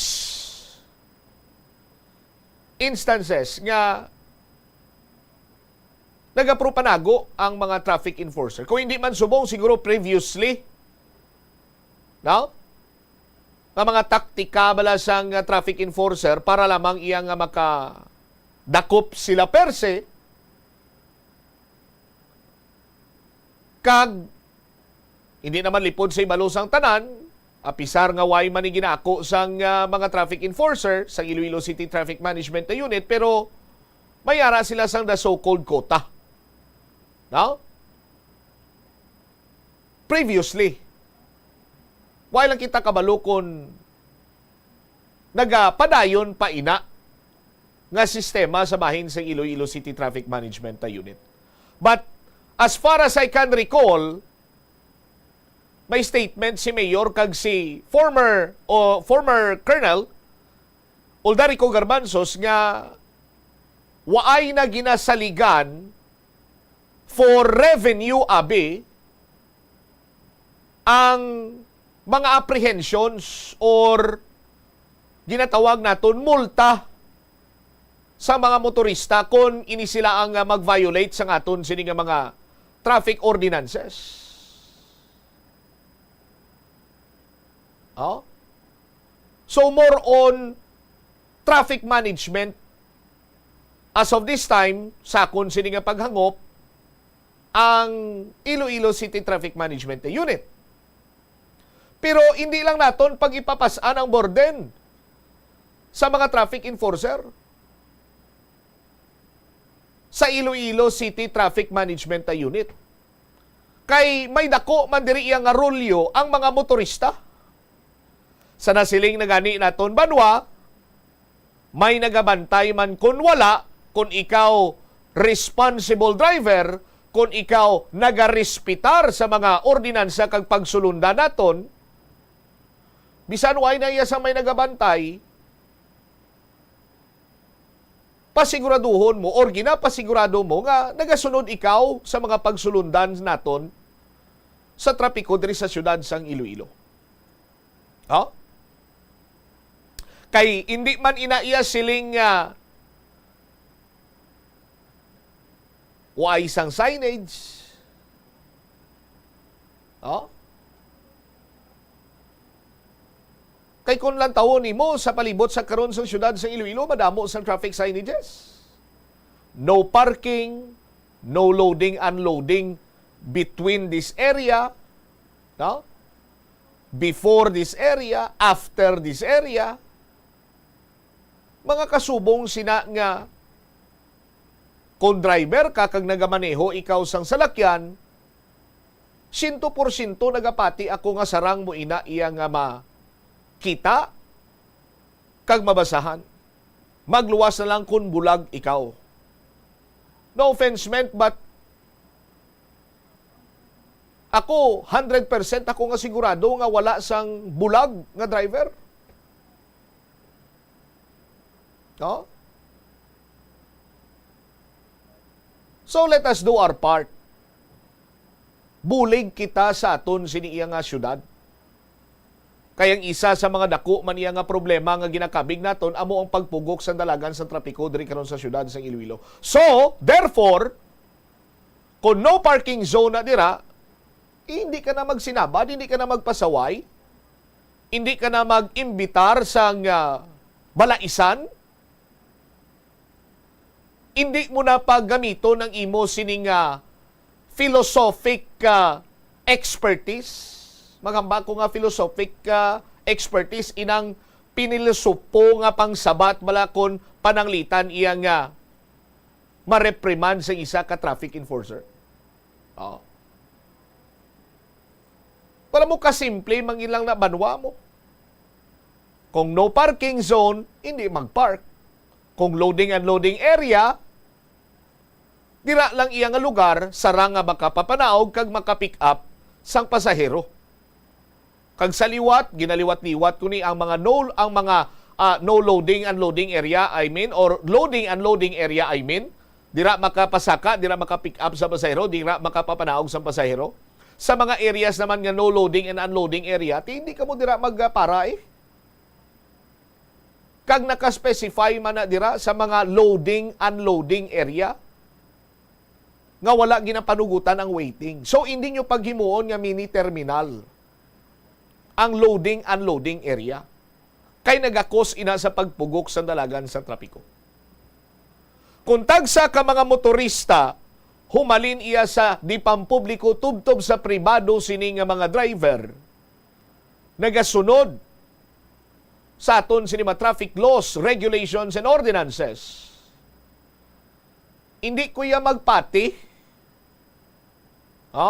Hindi ko ya magpati nga labot kita sa punto nga maga bumper to bumper kita diri apisar nga mayara subong sang mga temporary stalls sa mga mayor nga dalanon naton. Kung nagasunod kita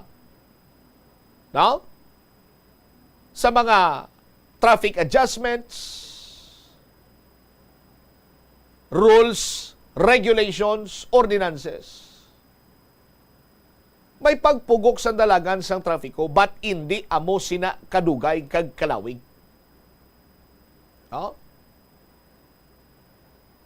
Tama lamang ini kasimple nga pagsulundan.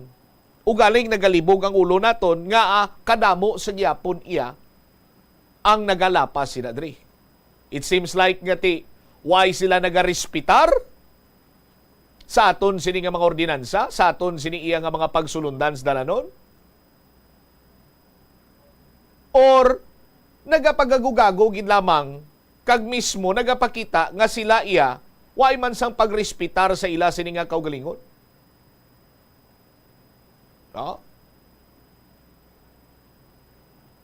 Kay masami abi diri banwa mabatian naton nga istorya. Parking ko to sa no parking area sa no parking zone, ginhazard ko lang. Tapos ginpalapitan ko sang traffic enforcer kag ginambalan nga pwede saylo ka lang kay hindi na diri pwede maka-park. Tigin sabat ko sa way man ko ka-park kaya rin man ko di ka driver, nag-hazard man ko. Pero ano ba lang purpose nga nagpundo ka dira kag mag-hazard ikaw how? Sa aton sinigi matag palamati. Amo gani manwa nga para nga malikawan nato ng mga instances nga may pagbinaisay sa bahin sang traffic enforcer kag sang driver, be it public utility jeepney or public utility vehicle or private vehicle. At hagman na dara sa aton sini nga pananawan kag pag-insindi. Mabasahan taman ni mga traffic signages. Ang nagakadapat lamang diri banwa nga mangin responsable kag magkooperar kita sa kung ano man ang ginapatuman ng mga pagsulundan diri sa aton sini iya nga syudad. 23 minutos na nakaligad sa takna sini nga launa. Pagbalik report ni Bombo Hana Andasa, si Mayor Jerry Treñas pabor sa desisyon sa PNP nga pwede makaangkon ang mga sibilyan sang semi-automatic rifle. Balikan taman balita ni Bombo Lindsay later on kay ang presyo sang baboy sa probinsya naglabot na kuno sa 339. Inikiban pa nga mga balita aton sinibalikan sa paray nga pagpalayag sa bumuanay sa udto pagkatapos ang pila ka importante nga mga panumdumora. The Farmers Bazaar, your traditional public market with the touch of Plazuela Dos, ang isa ka lugar nga gintukod sa tion kag sa kasagsagan sa COVID-19 pandemic nga may tinutuyo nga maghatag sa imo sang safe marketing experience. Subong nga ang COVID-19 hindi na gid man dako nga pamahog kag nagapakadto na kita sa next normal. Rest assured nga ang Farmers Bazaar will further evolve agud nga magpadayon sa paghatag sa inyo sing satisfying marketing experience. The Farmers Bazaar sa lower level tara na pahamtang ang fish, poultry kag meat section para naman sa inyo mga kinahanglanon nga prutas, utang kag iban pa, magbisita sa upper level pinaagi sa paggamit sa hagdanan ukon sa pagkadto direkta sa parking lot. The Farmers Bazaar, your traditional public market with the touch of Plazuela Dos. Plazuela de Iloilo Billboard of Activities for March 10 to 16, 2024. Sa Marso 15, Biyernes, ang Rock Station Band is set to entertain you sa sulod sang 2 ka oras sa Thank God It's Payday. Manginiinyo, sumugod alas 6:30 sa gabi. Sa Sabado, ang Retro Band ang napunan sang excitement agud ipasundayag ang ila great selection of old songs sa among adlaw sa concert at the Plaza, kicking off at 6 p.m. sa Marso 16. Sa diyon sa musical show, napulo ka mga matahong nga Plazuela de Iloilo Mags kang iban pa ang igaparafol sa mga suki sang Plazuela de Iloilo. Sa Marso 17, Domingo, imbitadong tanan nga mangin kabahin sang Eucharistic celebration nga paghiwaton sa Latolda sa mga adlaw alas 11 sang aga. Sa diyon sang misa, ipangamuyo naton sa Ginoo nga ang season of Lent ang magaserbe nga pamaagi agud kita maghinulsol, magpati, kag magpangabuhi sa pulong sang Dios. Plus wala di Iloilo. We remain to be one with you in a common hope for a better community and a progressive country in 2024.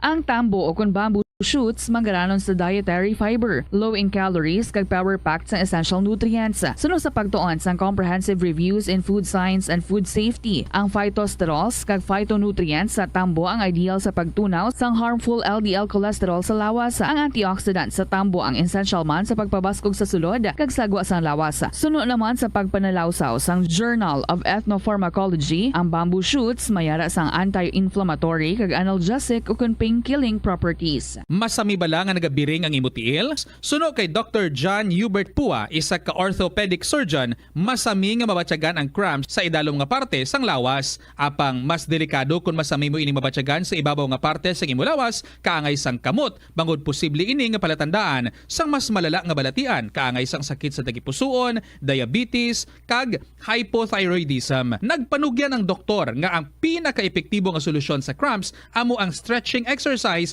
tubtub madula ang pagbiring. Nakahibalo ka bala nga ang color ang makaapekto sang imo nga modo? Santo sa pagtuon sang American Home Shield, mayara sang correlation ang color kag mood. Kaangay sang pula nga nagapataas ang blood pressure kag heart rate. Apang mas maayo ang duag nga pula kunyara ini sa kusina, bangod mas nagapagana ini sa pagkaon. Ang shades nga blue kag green ang ginaabiso sa mga psychologist nga nagakadapat yara sa sulod sang imo kwarto, bangod ini nagapakalma sa paminsaron sang tawo. Likawan ang mga disgrasya nga dulot sang kuryente. Tabunan o konselyuhan ang mga wala nagamit nga electrical outlets. Ihaboyo kung ipa-repair ang mga electrical items nga may samad nga cords. Hukson sa saksakan ng mga electrical appliances antes ini i-repair. Hindi paghuslo ng mga plug halin sa outlet nga ginabutong ang cord kay basi mabugto ini. Hindi pagpunon sa nakasaksak ng mga appliances o kon gadgets sa mga salaksakan. Hindi magtandog sa electrical appliances kung basa ang imo mga kamot. Likawan ang pagsaka o kon pagtandog sa puno o kon sangasang kahoy nga may nagalaylay nga kuryente. Ang kasubo kag depresyon ang hindi pareho nga balatyagon. Ang depresyon ang hindi gulpiyada lang nga nagakatabo sa isa ka tawo. Masami man nga ginakabig sa mga tawo nga depressed ini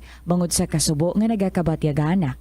Ang kasubo temporaryo lang nga nagakabatyagan sang tawo kag masami nagadugay sang pilalang kaadlaw. Samtang makabig naman nga nag-experience ikaw sang depresyon kung masobre na sa 3 ka bulan nga nagabatyag ikaw sang kasubo. Importante nga mahibaluan ang mga naga-trigger sa nga mga balatyagon, agud nga mahibaluan kung paano ini nga bulngon. Nag-umpisa na ang El Nino phenomenon. Kag bandabo ini sang epekto ilabi na sa palibot, kaangay na lang sang pagbag-o sang kalidad sang tubig. Pagkapatay sa mga isda bangod sa pagbag-o sang kalidad sang tubig, kag pagtaas sang posibilidad nga magka-red tide. Mas gamay ang isda ang mahimo mahulik bangod posible nga mag-migrate ang mga ini bangod sa pag-init sang tubig kag pagnubo sang tubig sa mga dam nga mahimo mangin rason sang pagnubo sang supply sang tubig. Ini nga pahanumdom ang ginadulong sa imo sang the #1 and most trusted radio network in the country, Bombo Radio Philippines. Basta Radio Bombo!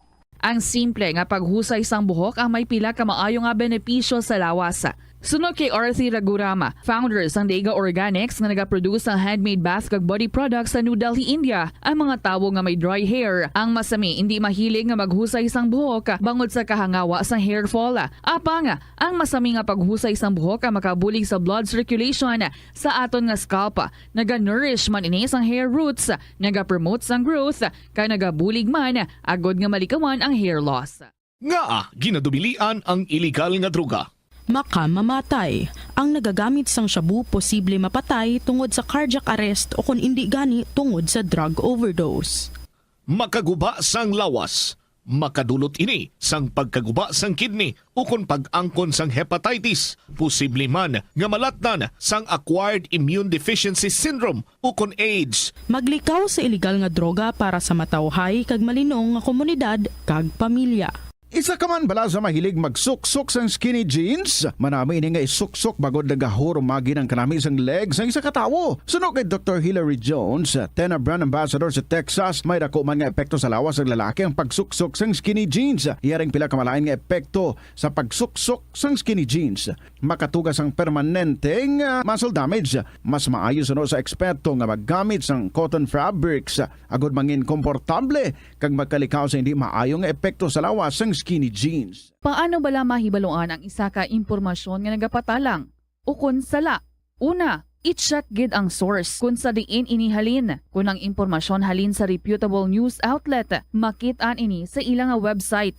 Ikaduha, i-check ang petsa sang gin-publish ang impormasyon ukon ng article. Ikatatlo, i-check ang detalye sang impormasyon. Basta hagid ang bugos nga istorya bangod posible nga ang detalye ang malayo katama sa nakabutang sa headlines. Mag-fact check. Kung kaisa, bangod sa imo nga kaakig, stress kag disappointment sa kabuhi, nagadesisyon kamo nga wala ninyo ginapalibugan kag ginapadalman. Gani likawi nga maghimo sang desisyon kung ikaw ang akig. Hatagi sang oras ang imo nga kaugalingon, bangod ang imo nga first idea ang hindi mo man kung kaisa makabig nga best idea. Makabulig man nga magpangayo sang perspektibo sa ibang nga tawo, ilabi na kung siya ang nagapangatubang man sang kaangay nga sitwasyon sa ilang nga kabuhi. Kung ang desisyon nga imo ginhimo ang wala nangin madalagon, hindi napagbasulon ang kaugalingon. Mga kabombo nga motorista, yari ang mga pamaagi agud makatipid ka sa gatong. Ipasiguro nga yara permi sa maayong nga kondisyon ang imo salakyan. Check yara ang imo nga goma kag siguraduha nga yara sa husto nga tire pressure. Likawan nga naka-idle ang makina sang imo salakyan bangod nagakonsumo ini sang gatong. Buksi ang bintana sang imo salakyan kag magamit lamang sang aircon kung kinahanglan. Kag pagkamaayuha nga mag-commute na lang o kung maglakat-lakat kung malapit man lang ang imo kadtuan. Likawan ang aggressive driving kag padalaga ang imo salakyan sa husto lamang nga kadasigon. Agud makalikaw sa food poisoning o kung paglain sang tiyan, sundo ng ining mga pahanumdom sa pagpreparar sa mga pagkaon kag ilimnon. Manghugas ang kamot kag ipabili ng katinlo antes kag pagkatapos ang paghimos. Kung nagamasakit, likawan ang pagpreparar sang pagkaon para sa iban. Siguraduhon nga naluto sang husto ang pagkaon. Kung mahimo, kauno ng pagkaon samtang mainit pa. Siguraduhon ang katinlo sang pagkaon agud ang selebrasyon mangin mas malipayon. Nakasimba ka na bala sa Miagaw Church? Ini ang kilalaman sa tawag nga Church of St. Thomas of Villanova. Ang construction sa nasabit nga simbahan ang nakumpleto sa tuig 1797. Sa subong, Bombo Radyo Iloilo, Philippine Standard Time, 31 minutos na nakalikad sa takna sining launa. Balik diri sa pagpangalagad sa Bombo na isodto sa DYFM Bombo Radyo Iloilo. Standby sa kay Bombo Hana Andasa si Mayor Jerry Treñas pabor sa desisyon sa PNP or Philippine National Police nga pwede makaangkon ang mga sibilyan sa semi-automatic rifle. I-check ta ang dugang sining mga balita nagikan man karon sa may Iloilo City Hall. Sa aton sining mga kabomboti kung inyo sining nabatian ang interview kagina sa News Center, no, may kantanan sa nasambit sining tupiko way man kuno sa may ginpagbag-o diri, no, nga samahin sang aton sining layi sa pag-angkon sang mga civilian sang semi-automatic rifle. Now, sa aton sining mga kabombo, ang nagakadapat lamang nga mag-agi sila sa insakto sining proseso. Si Bombo Hana may follow-up report. Han, sa report please come in.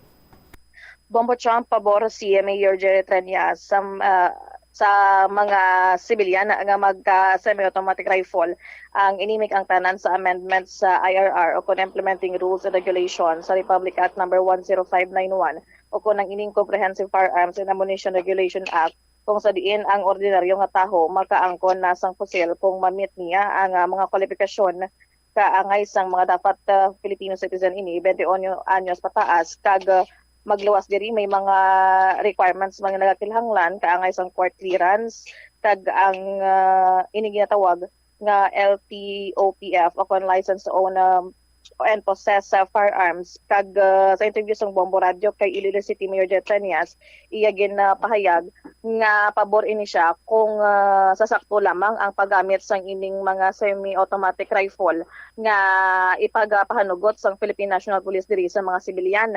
Naglahog pa gani ini Bombo Trump kay siya mismo nagaangkon man sang pipila ka mga semi-automatic rifle nga kung sa diin sa iya wala sang kaso kag wala sang problema kung ang mga sibilyan nga makaangkon sa semi-automatic rifle gamiton na sa maayo kag hindi lang kag idan lang sa mga Philippine National Police ang proseso sa pagkakuha sang license para sa amusining pag-angkon sa semi-automatic rifle kag amo man gani nga may ginlahog man siya diri sa may punta sang iyang pahayag ang isa gani ka presidente nagparehistro sang hundreds sa firearms isa ini natapos ang iyang nga term kag sunod sa iya maayo man ang paggamit niya diri kag wala gid sang kaso diri Bombo Champ. Yari ba nakita matian naton ang pahayag ni Iloilo City Mayor Jared Treñas?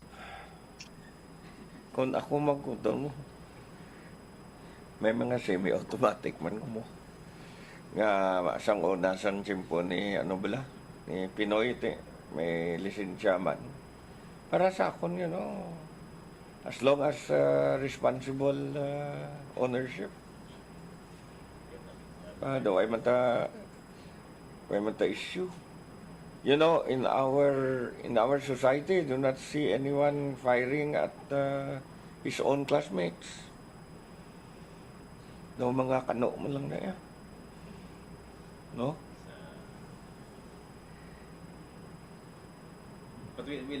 Guaya lisensyado, mabalaan mo sino. And basta stricto lang, hindi bisan sino maka-own. Para sa akin daw ay problema. Some gun enthusiasts may or fear that such proposal may, promote gun culture in our country. You know, ang nagpagawa sang memo nga ang semi-automatic hindi kaon ang mga civilian sang tiyempo ni isang presidente Tublas ang una nga nagbulos kay Pinoy. Pero siya ang pinakadamo nga semi-automatic nga high-powered, no? But Nabatian ang pahayag ni Iloilo City Mayor Jared Treñas sa Bombo Champ. Alright. So, ginatubo siya si former President Rodrigo Duterte. Hindi mambal sa kro ni Mayor Jerry Treñas ang ngalan sa former President. Ang iyalang sininga punto is nagbulos kay Pinoy nga Presidente. Yes, sa Bombo Champ sakto gid na kay sa aton man nga pagpanalawsaw isa mag-end ang terms sa Philippine President nga si Rodrigo Duterte naka-register ini sang at least 358 ka firearms nga may pulo ka tuig nga validity kag legal backing through a law nga gin-enact man niya mismo sang tuig 2022 sa Bombo Champ. All right. Ini si Bombo, Hannah Joy Mendoza Andasa para sa the number 1 and most trusted radio network in the country, Bombo Radio Philippines. Basta Radio, Bombo. Salamat gid Bombo Hana Andasa. Nangin tupiko karon ining pag-amendar sang implementing rules and regulations sang Comprehensive Law on Firearms and Ammunition Regulation o Republic Act 10591 nga ang mga sibilyan panugutan nga makaangkon sang semi-automatic rifle or those of caliber not exceeding 76.62 mm. Tibangon sini may separate license nga ginakinahanglan para sa mga gun owner agud nga mag-transport sang firearm kag makerry nila outdoors. Sandig sa PNP, ang bagong IRR ginpreparar sang Technical Working Group kag ginsumiter sa University of the Philippines Law Center sang Pebrero 27 for publication, after which sang revision nag-take effect sa aton sini nga mga kabombo. Pero ang mga lawmakers diri, ang aton sini nga mga mamalidha, nagpamutsyag sang grave concern sa nasambit sini nga development.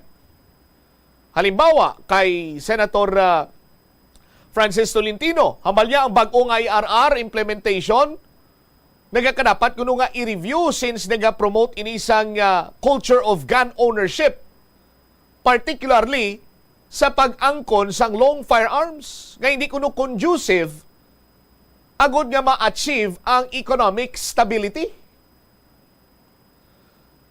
Si Senator Risa Ontiveros naman nagpahayag nga ang layi kuno i-amend, pointing out that hoarding or ang pagtago sang high-powered weapons ang hindi pag-ilakip bilang hilig or hobby. Nga dapat gani kuno nga idumili isang layi sa aton sini nga susyudad, no? Agon maprotehiran ang pamilya, ang mga bulutuan, mangin safe, ma-reduce ang kaygayunan or mapanubo ang sitwasyon nga mayara sang pagkomiter sang krimen gamit ang pusil. No? Sa bahay naman yan ni Senator Amy Marcos, lain ang iyaya. Sinya siguro base sa mga manufacturers kag dealers timlaw. Nga ti luyag lang nila nga malabi para nga makabaligya kag ma-convince ang PNP nga halog-halugan ang aton siningalayi. Ang Gunless Society of the Philippines, isa ka grupo ni nga ginpundar sadtong 1990 nagaduso sa kay President Marcos Jr. nga isuspend ang revision sang IRR sang RA 10591 sa pag-isang restriction sa pag-angkon sang semi-automatic nga firearm. Nagpa-andam diri ang grupo nga kung ang semi-automatic rifle kuno magkadto sa mga kamot sang kriminal, sindikato, rebel groups. Quote in quote, no society can prosper in an environment where public safety is in question.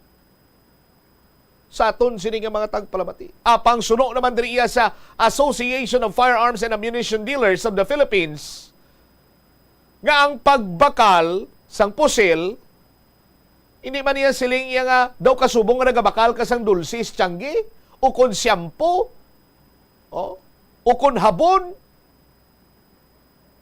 o kon mabakal ka lang abi miswa, o sardinas, o corn beef. Hindi mo niya makuha na yun. Maagi inianay sa proseso diri sa pungsod Pilipinas, unlike iya sa iban sining estado, dito iya sa Estados Unidos, kay tinalakip to iya sa ila sini iya nga kinamatarong or sa ila sini nga right, ining right to bear arms, no? Kang nakastipulate man na dira ang mga pagsulundan, ting iban sini nag-abide man, o galing kiti, lain man to yung mentalidad sang mga na so-called kano, sa aton sini nga mga kabumbo nga kung magringgo-ringgo utok nila to ya. Maniro to sila ya, manulod-ulod sila kay eskwelahan. Tidri sa pungsod Pilipinas, as far as I can remember, duway pa man yung may natabo sang kasubong sila. Sa aton sini nga mga kabumbo. Kag sa karon sini nga mga tinion, ang pagbakal or pag-angkon sang pusil tuman kay strikto. Kung nagahambal karon ang Gunless Society of the Philippines nga ang pagpanugot nga makaangkon sang semi-automatic rifle ang publiko rang sibilyan. Tibasi kuno nga maglabot sa criminal syndicate sa mga rebel groups. Ay, why ka mo kabati sa ampatuan? May ano ganito sa ampatuan, Ang mga ampatuan no ganito, Ay, sila itong may mga pusil bala nga may tatak nga property of the National Defense or the Department of the National Defense, Republic of the Philippines. Itong mga natukiban, nakutkot lang mga pusil. Ti mga, although property adto sang pungsod, pero ti mga unlicensed man adto, kaya mga tao to nagkapot, mga private army sang mga maimpluwensya nga tao. Base ang ginapinsar sang Gunless Society, for example, sibilyan, ako, si Bumbo Omel, Ti kay may layi na nga mo sina, dagon-dagon kami sa gun store, bakal ko ni si may automatic, abe, nung pinakagwapo na, natawa ko. Ti, ang isa kasi may automatic, sus Maria Kagusip, hindi man nalango-lango iya sini nga bili sa aton sini nga mga kabumbo. No? Why man ina naganubo sa 200,000? Estimated ko lang na iya. Ito hindi magkikita ya bumbumel, hindi mata particular sa mga semi-automatic ni. No? Yang sa artillery to ya nakon bumbodo ni ti mga tinalabin to yang LPG mo. Ay ko to yung siling nga kutaw-kutaw sa mga oh. Sa ton sini nga mga kabumbo. Anyway, kidding aside, ti subong ang makita nyo sa mga shooting enthusiast na bala, mga practical shooting enthusiast. Abi nyo lagba na, pero mo nang ginatawag nga pistol caliber carbine, PCC. Oh? Ang load sina, same as with sa load or bala sang 9mm. No? Pwede man ina siya sa 40 caliber, pwede man ina siya sa 38 special. Sa aton sini nga mga kabumbo. Oh? Amo nang ginagamit sa mga practical shooting bla. Oh. May chulot simpo bla si former director Richard Osmiña kay damo ni siya sa nga PCC, mga gwapo pa nga pistol caliber carbine. Oh? Sa aton sini magkabumbo. Oh, may ara na nga isa ka do correct me if I'm wrong sa mga gun enthusiast dato mga muto ano ni siya tawgon do manufacturer basta inang taran tactical bala. Dunduman yung tunging gamit ni John Wick to nga laba to. Na? May amo-amo man na damo na di. Naka-avail sang amo sad to iyang mga pistol carbine or caliber carbine pero tiyang kay John Wick to ya do eh.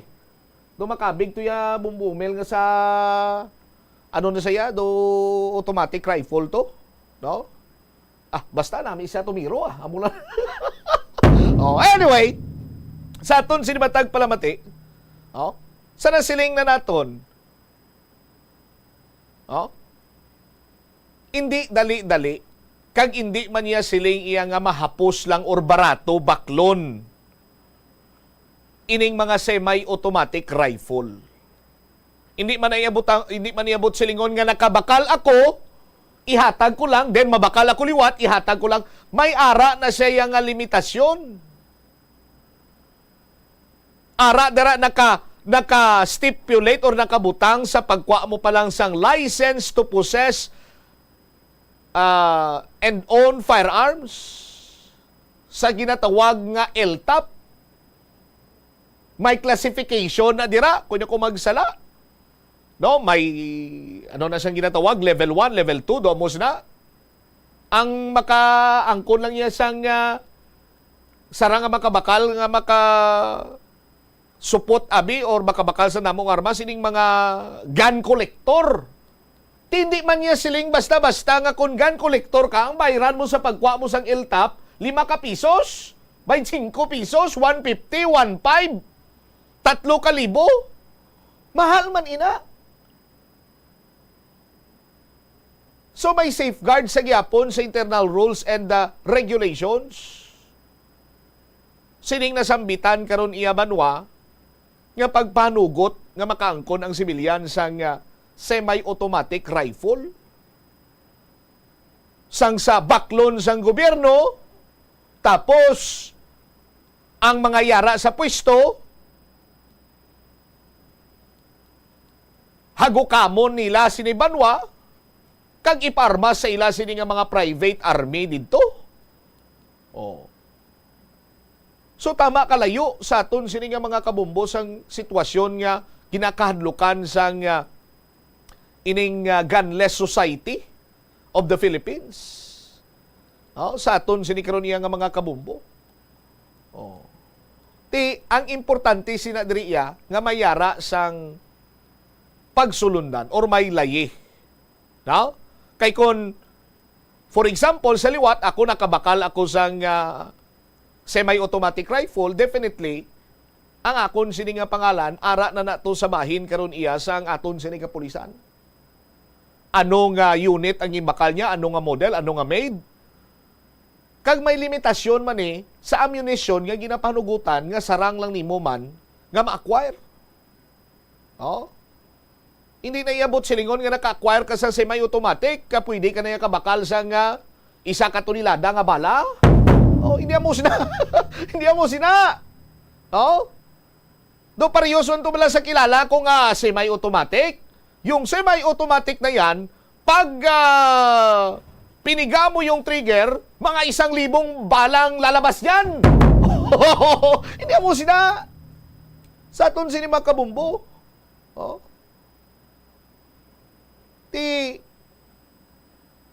Ang iban siniya nga makasarang, ang iban siniya nga ginagamit as hobby or mambal naton abi active sa practical shooting. Mas siguro mas madugangan pag ning mga mga ginatawag nga stages or ano nang butsilingon gani.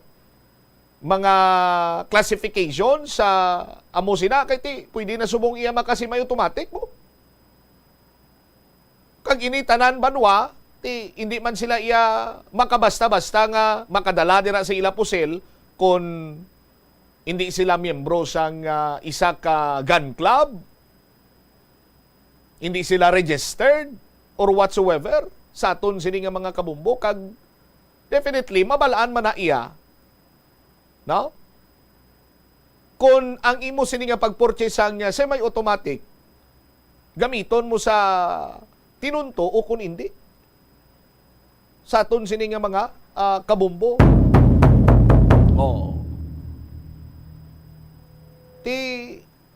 Si Mayor gani naghambal siya why man niya sang dapat kakulbaan sina dira kay kung magbakal kasi nati marehistro na to tanan sininimo iya nga details.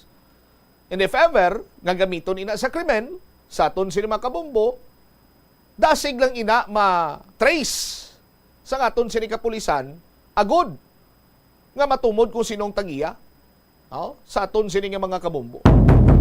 Di mo sina.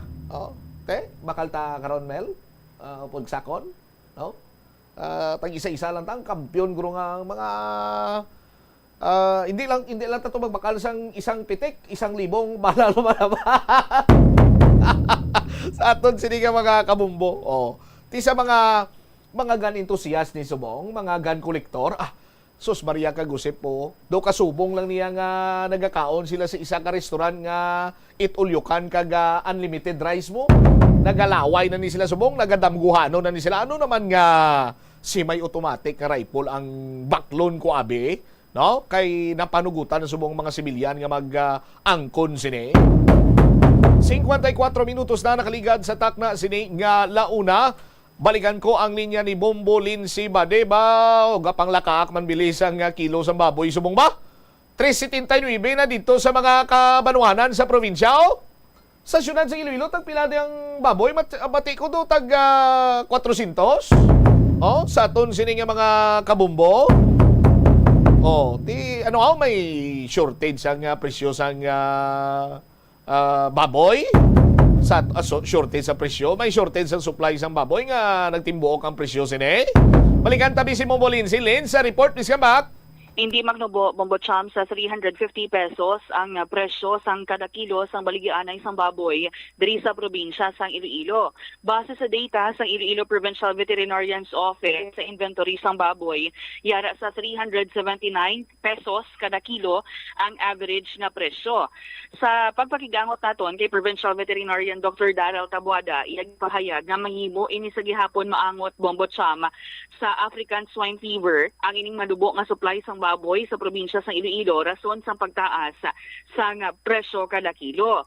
Sunod diri sa iya, wala na sa nga may gina-export nga baboy ang Iloilo province. Sa Baylo, naga-import kita diri sa baboy pero tihalin man lang ini sa Bohol kag sa Palawan. Pila man sa mga factors sa pagtaas ng presyo nga gintumo diri ni Dr. Tabuada, amo ang transport cost, kag syempre ang inflation diri sa probinsya sang Iloilo. Dugang pa diri sa natungdan, base sa ilang nga obserbasyon, may pila ka mga tawo ang hindi na makasarang nga magbakal bangod nga tituman na gid kamahal ang baboy subong. Sa data diri sa Kabanuhanan, base sa Provincial Veterinarian's Office, may ara pa ya sa nga baboy bombotsam nga nagalabot sa 420 pesos. Diri sa Banwa sa Pavia per kilo ini siya ha. Banwa sang Pavia 420 pesos bombotsam, kag sa bahin sang Santa Barbara may ara sang 420 pesos man ang kada kilo. Ang pinakamanubo diri tiyan mo to nasa lingkod 350 pesos, kag wala na gid sang may mas manubo pagidira bombotsam. Yari wala aton pamatian ang pahayag ni Dr. Darrell Tabuada. Yapon siya makonect because of the low of supply naton sang live pigs diri sa probinsya. May nagasulod pa halin as far as Bohol, Palawan, may nagasulod pa rin diri sa aton sa probinsya.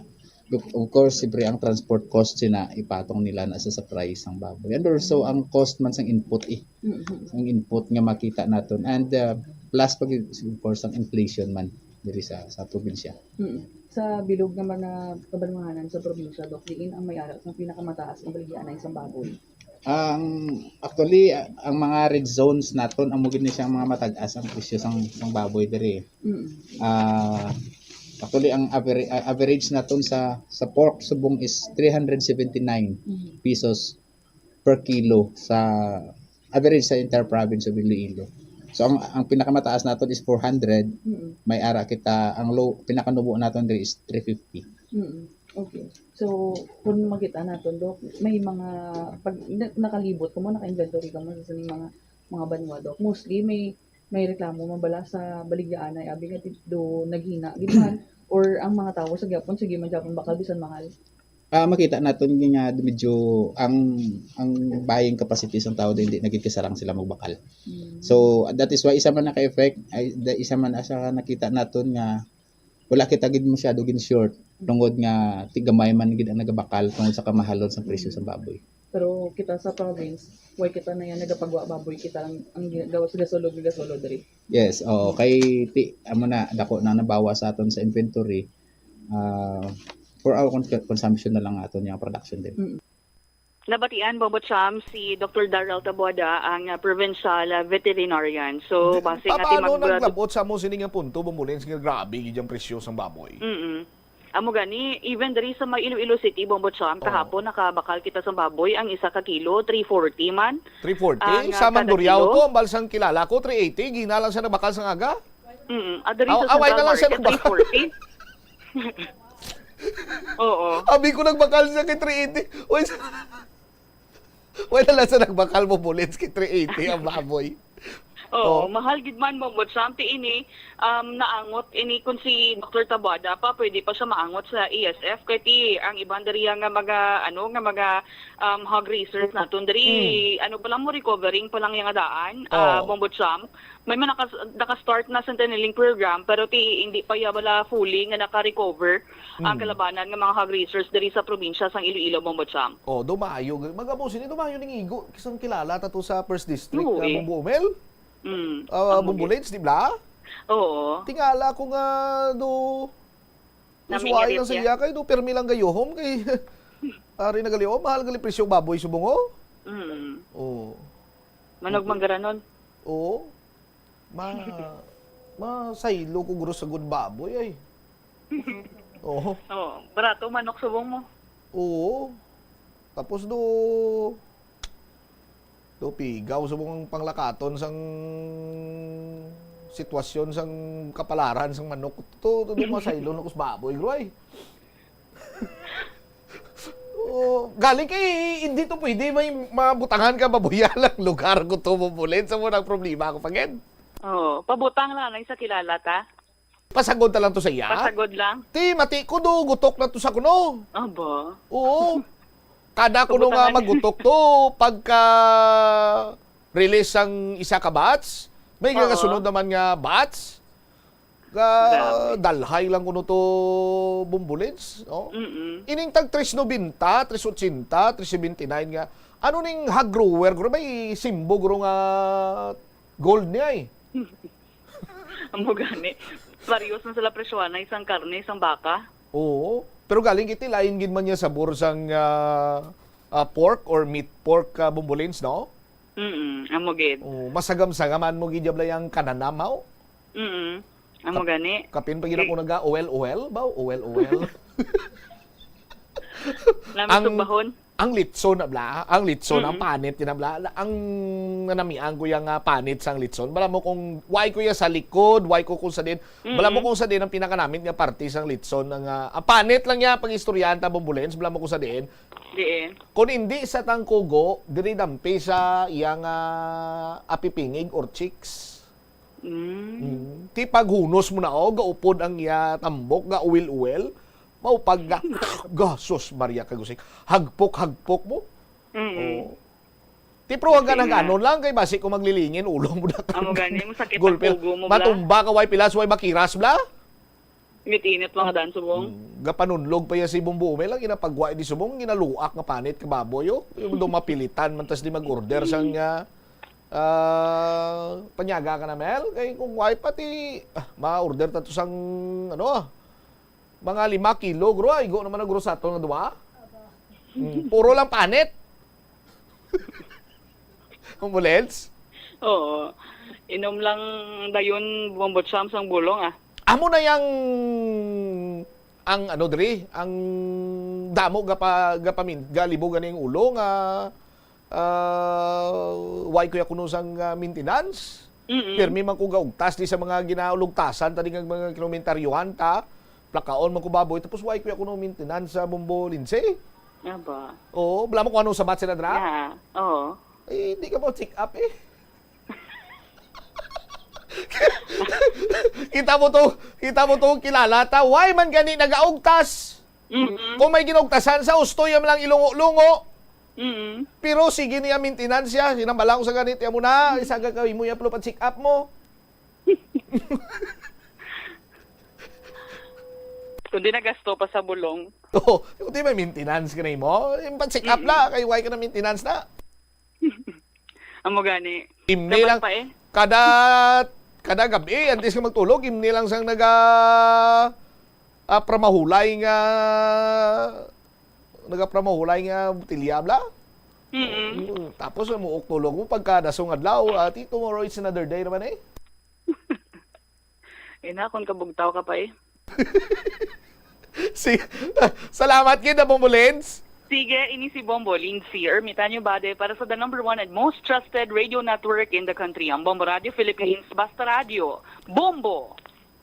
Isa na lang ka, mga 2 pa kasimana.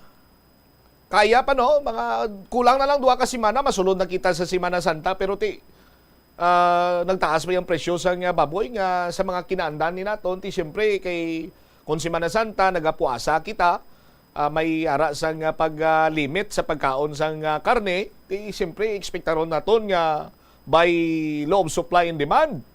Manubo ang supply sang karne kay nagapuasa ang kalabanan sinisaton, mabarato siya pero subong iya, nagmahal siya. Di ko magamo si Bumbo Mel, kada kanto tani sa karinderya kung si Bumbo PJB pa. Dito lang kita madiretso din sa vegetable section.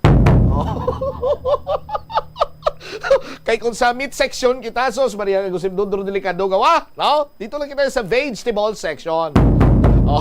Kag more on vegetables kita.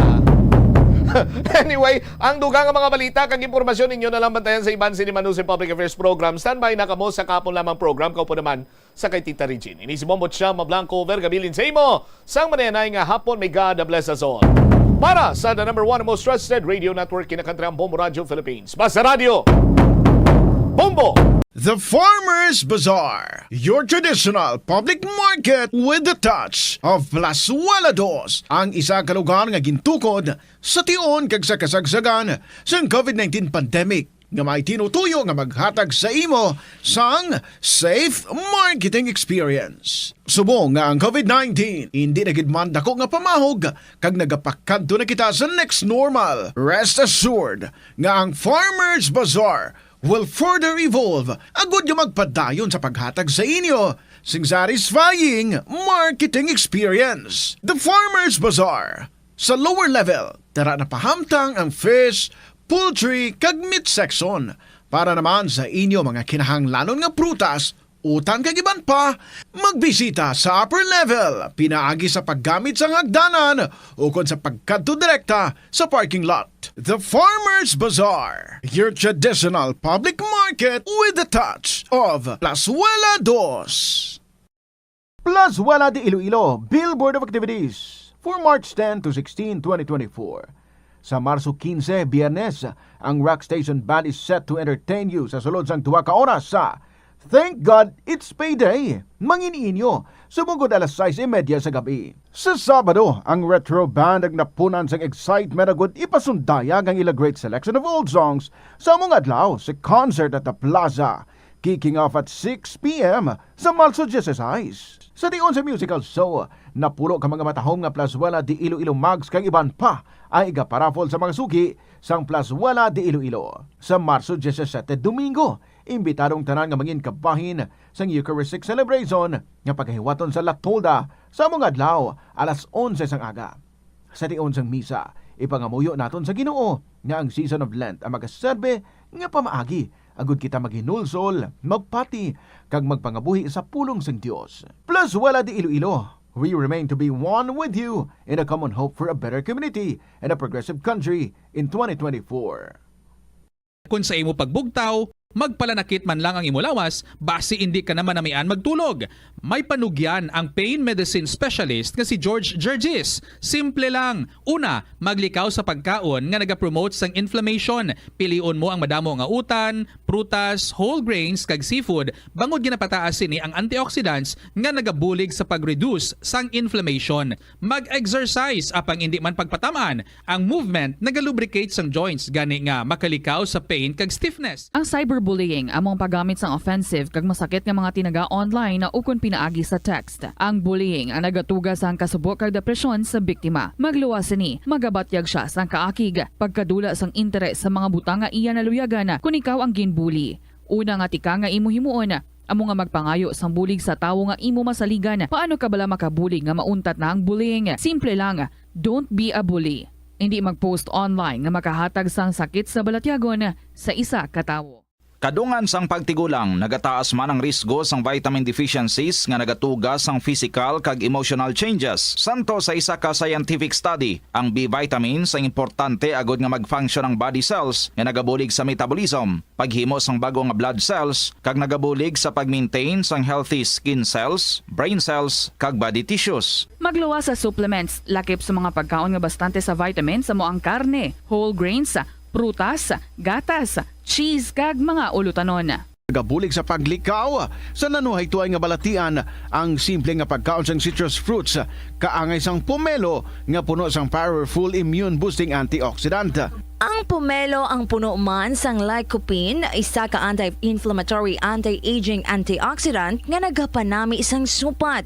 Ang duga naman sang panit kag dahon sang pomelo ang natukiban nga makapatay sang cancer cells kag nagapalikaw sa paglapta sini sandig sa test tube studies. Help is available. Pinaagi sa pag-istorya, paghatag sang suporta, kag direkta nga bulig sa nagakinahanglan, mahimo mo gid nga mapunggan ang suicide kag makasalbar sang kabuhi. Santo sa World Health Organization, ang suicide ang fourth leading cause of death sa mga kabataan nagaedad 15 to 19 anyos. Kung ikaw o kung may kilala nga nagasuprer sa depresyon, mahimo nga mag-contact sa National Center for Mental Health Crisis Hotline sa numero 0966-351-4512. Sa aroma kag soothing feeling sa pag-inom sang tea, ang rason sang kadamaan nga paborito nga imnon ang tea. Sunod kay Ansley Hill, registered dietitian sa Western Oregon sa Estados Unidos, ang masobra 3-4 katasa nga pag-inom sang tea sa isa ka adlaw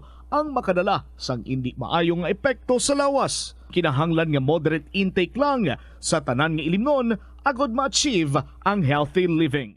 Siling nila ang pagpanigarilyo nagapaitom sang bibig. Pero hambal mo naman, wala man ako nagapanigarilyo pero nga ay itom gihapon ang lips ko haw.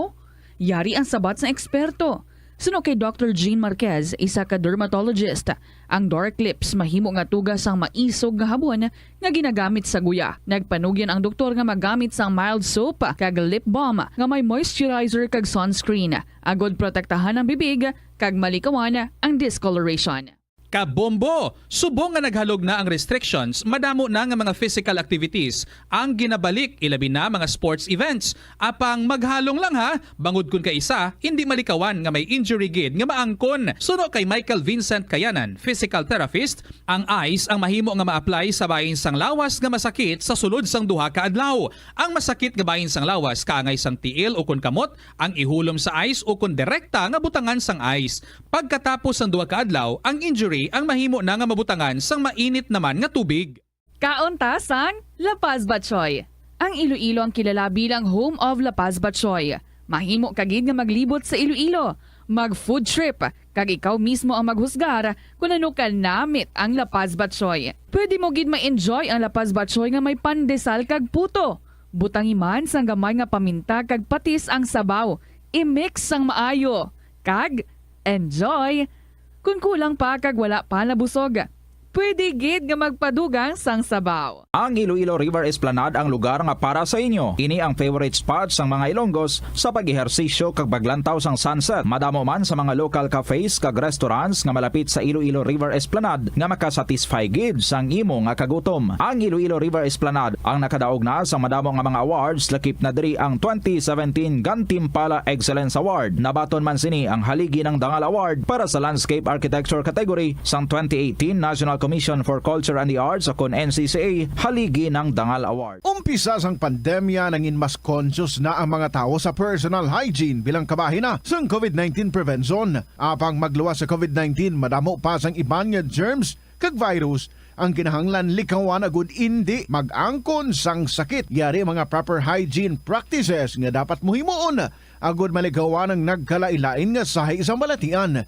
Insakto nga paghugas sang kamot, pagpaligo adlaw-adlaw, pagpabilin sang good oral hygiene, pagsunod sa cough and colds etiquette. Yari ang masunod nga mga energy safety tips agud maging safe ang tanan. Sa tion sang bagyo, kung may anunsyo na nga storm warning, mag-charge na sa mga cellphone, emergency light, kagiban pa nga mga device, bangod mahimo nga madula ang kuryente. Likawan ang paggamit sa mga appliances kung may bagyo. Sa pagpamati sang balita, mas maayo nga magamit sang battery nga radio. Kung ginalauman ang pagbaha sa inyong nga lugar, mas maayo nga i-off gilayon ang main switch kag circuit breaker. Agud malikawan ang disgrasya kag pagkaguba sini. Pila ng imo edad? May savings ka na bala? Ang iban sa ato nagakabudlayan magkinot o kung mag-save sang kwarta. Apang paano bala iniumpisahan? I-separate ang wants kag needs. Pamangkuton ang kaugalingon kung bala kinahanglanon gid ang imo nga baklon. Kung ginakulang ka na sang kwarta, hindi ini dapat pagastuhon sa butang nga hindi man lang importante. Kung hindi ka gid makakinot, mas maayo nga buhinan mo ang imo expenses. Mag-set sang goal. Umpisahi ang pagpanumdum kung para sa diin o kung para sa ano ikaw nagakinot. Hindi lamang sa jeans o kung tugas ang katigulangon ang rason sang hair loss o kung pagkaunot sang buhok. Natukiban sang health expert sa South Korea nga ang hair loss ang tuga sang environmental factors. Sa bugos nga kalibutan, nagalabot sa 4.2 million ang nagakapatay bangod sa outdoor air pollution suno sa World Health Organization. Mas sobra 90% sang populasyon sa kalibutan ang nagaistar sa populated areas, sa diin ang heart attacks, aggravated asthma, irregular heartbeat kag poorer lung function ang pila lamang sa epekto sang air pollution. Madamo sang balatian ang mahimo nga maangkon bangod sa El Nino season. Gani pahanumdum sa publiko nga maghimo sang precautionary measures bangod sa tuman nga init. Kagkakulang sang tubig ang posible kabangdanan sa mga balatian, kaangay sang asthma, cholera, dengue, diarrhea, fatigue, food poisoning, heat cramp, heat stroke, sunburn, typhoid fever, kag iba. Ito ang Bombo Radio Philippines. Fully digitalized. Numero 1 sa balita, komentaryo, drama at serbisyo publiko. Bombo Radio Philippines. Bombo Radio Philippines. Ang inyong #1 at most trusted radio network in the country. Basta Radio Bombo! Good afternoon sa inyo tanan mga kabombo. Welcome sa kahapon lamang program. This is Tita Regine. Kumusta ka mo? Nakapanyaga na? Anong sudan nyo? Sino nagsudan? Baboy. Wow, kung carry ang baboy, meaning nakadawa-dawa. Kung sa mga Tagalog pa, nakaluwag-luwag. Grabe, kamahal. Sang kinilo, sang baboy subong. Kagino namang hot ko, na-shocked ako, 380. Tapos may nagutik, sige hatag na lang 370. Wala mo pa nagbakal. Forgo. Anyway, sa sininga hapon, I am so glad to welcome you again. I'm sure ara nakamudira baboy man o kung hindi ang inyong nga nangin sudan kabay nga nabusog ka mo sang inyong nga panyaga. Ang iban ba siga patuyo pa or maybe ang iba nakatulog-tulog na, nakapiyong-piyong na. Uy, ang iban dira hindi lang mo po diretso tulog ha. Basi alas 5 ka mo mabugtaw. No way. Updatein niyo ako and I hope you would find time para nga mag-spare oras para sa pagsulat sa inyong mga istorya. Kag ipadala lang i-email diri sa kahapon lamang program bombo_iloilo@bomboradio.info. That's our email ad. Pwede man kung isulat ninyo ipadala nyo lang sa kahapon lamang program DYFM Bombo Radio Iloilo, Sky City Tower, Mapa Street, Iloilo City. We have many stories nga i-share sa inyo sa sininga hapon. By the way, I am calling the attention of Miss B, sang 5th District, our winner last week. Miss B, nagbilin ikaw sang imong contact number. I had been calling you up. And even before nga nag-start ang program naton, subong lang, nagtuwag pa ako sa imo, ang imong phone is nagaring. Pero this morning, wala mo ginasabat. This morning, nagaring man siya, wala mo man ginasabat, pero nagbilin ako sang text message dira sa imo. Nga kung pwede mo masabat, if you have time, or you text me, nga pwede na ako katawag para nga ma-arrange nato ang pag-interview sa imo this coming Saturday. Gusto ko lang makuha ang imo confirmation if indeed mapa-interview ikaw. Considering nga medyo may pagka-sensitive ang story nga gin-share mo diri sa aton. That means, kung hindi ikaw, amo na ka ready nga pa-interview, I would really understand and I would respect ang imong decision. Anyway, I just hope nga i-check mo ang imong cellphone and you text me please kung ano ang imong decision. Salamat gid. So ari na atong ambahanon para sa inyo from Joven Brihildo. This is Tita Regine welcoming you all diri sa kahapon lamang program with the song You Are Mine. Good afternoon.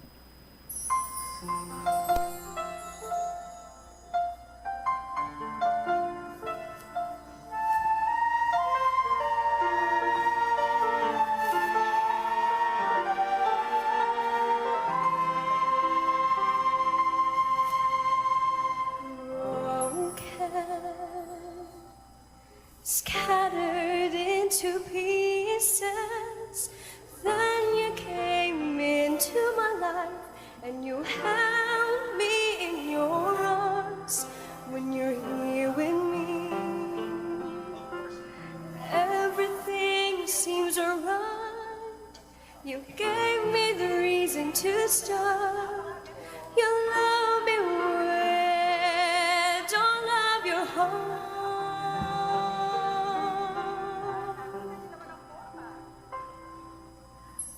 Forever we will be together, you and me. From now until forever, our love for each other will always be pure and true. Oh, babe, I love you. Deep right here inside my heart, you are mine. Until the end of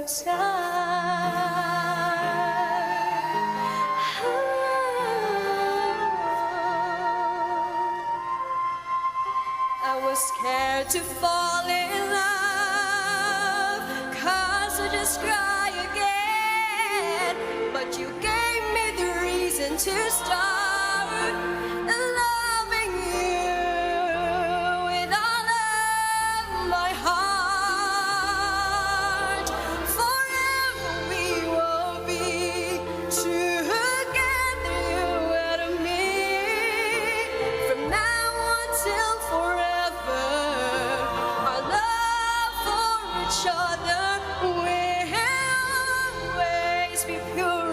True, oh, babe, I love you. Deep right here inside my heart, you are mine until the end of time. You shone your light on me. You gave me wings for flying free forever. Together.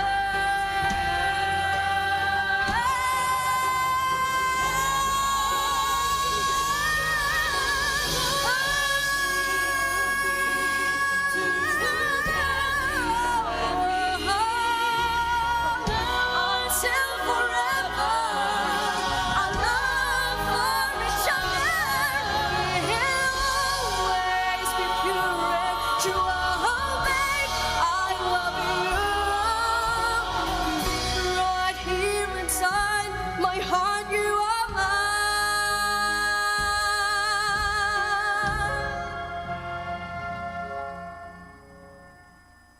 Until the end of time.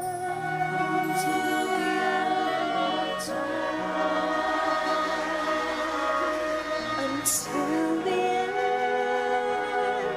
of time.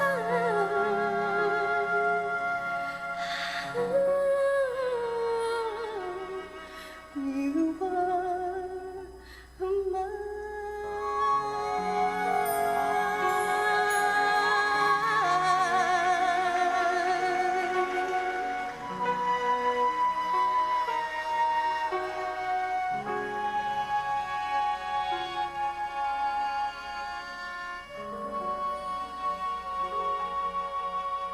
Beautiful song from Joven Brihildo, You Are Mine.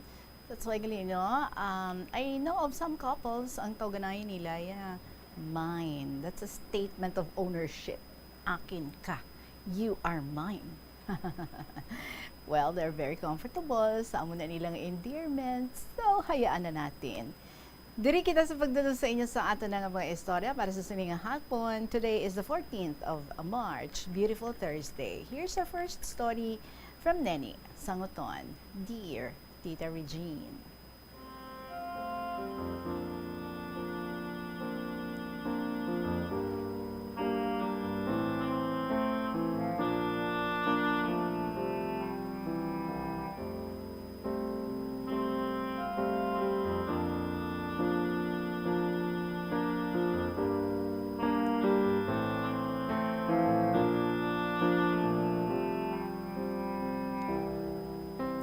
Una sa tanan, maayong hapon sa imo kasi sa tanan nga staff sa Bombo Radyo. Ako naman ini si Neni Sanguton. Ang sulat ko nga ini, parte sa akon nga bata nga subang, sang waay pa siya napatay, tita. Mabuot ang bata ko nga ini. Mabinuligon ini siya sa akon. Grade 5 pa lang siya, Tita Regine, nagabulig na ini siya. Sa nagbata ako sa ikalima ko nga bata, sinimana nga waay gapauli ila amay. Ang subang ko nga ini, tita, makabalo na mag-drive sa tricycle. Gani, nagbiyahe siya. Nagabiyahe siya kung wala klase. Kung magpauli ini siya, Tita Regine, may bit-bit na siya nga bugas, kag sardinas. Gani na luoy gid ako sa iya. Kay sa edad niya nga 12 anyos pa lang, makabalo na siya mangita pagkaon namon. Nagatulo ang duha ko, tita, sa tagsama dumduman ko ang akon nga subang nga bata. Sa laktod, Tita Regine, nagsigi ini siya kabiyahe hasta nga mag-high school siya. Sa edad niya nga 16 anyos, tita, nag-obra man siya sa construction. Gaupod siya sa akon manghod. Kung adlaw sang sweldo, ginapaapas niya ako sa tindahan, kay ginahatag niya iya sweldo sa akon. Gapangayo lang ini siya 150 pesos para ibayad sa service nila nga tricycle sa sulod sang isa ka semana nga plete.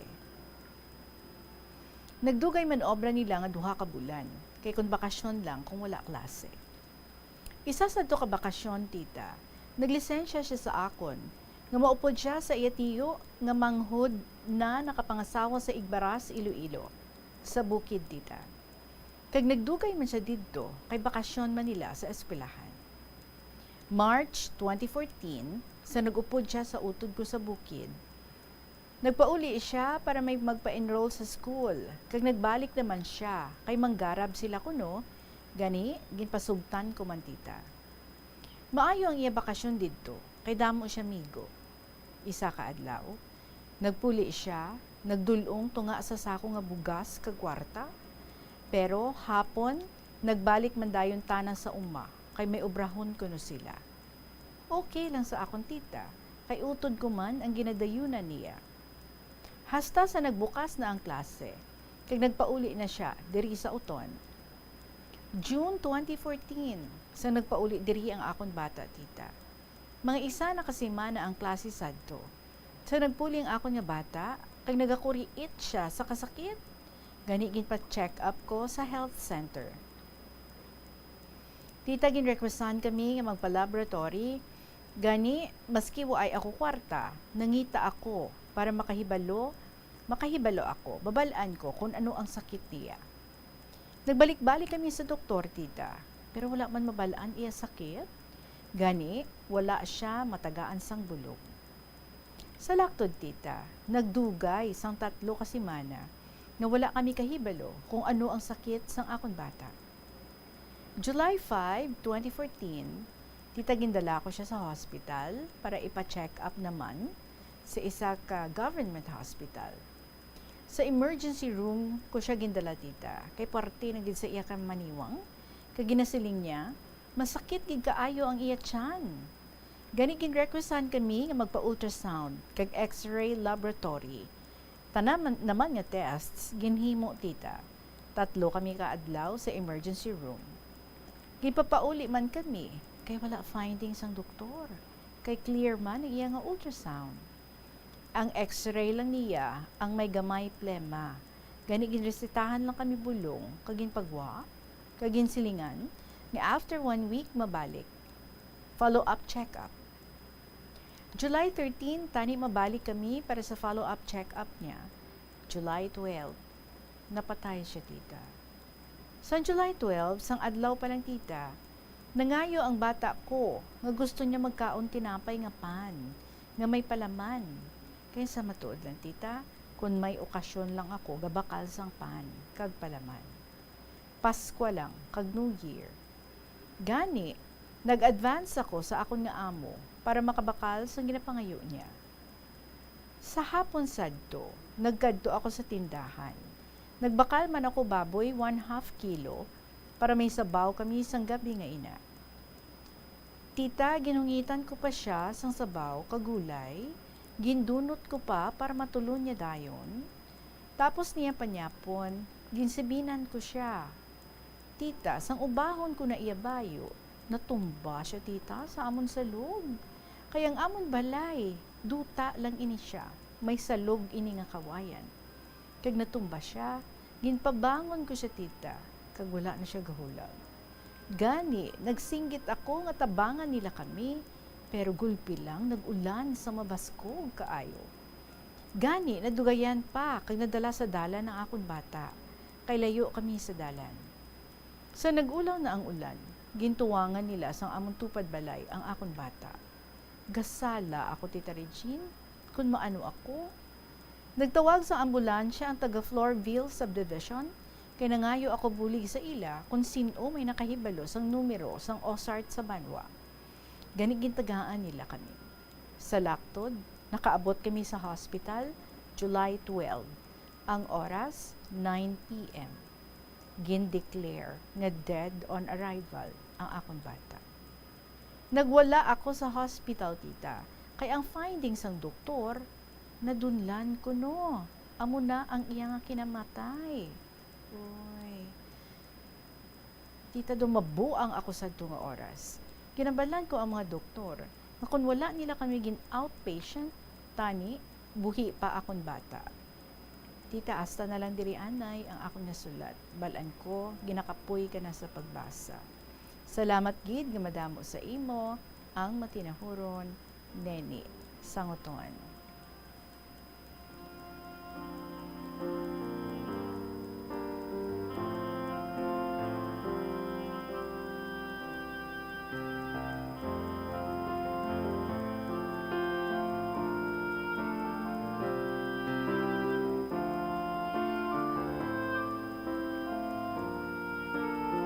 Neni, tama ka sumpo, no, ang pagkadula sang imo nga bata because you were expecting nga okay na siya.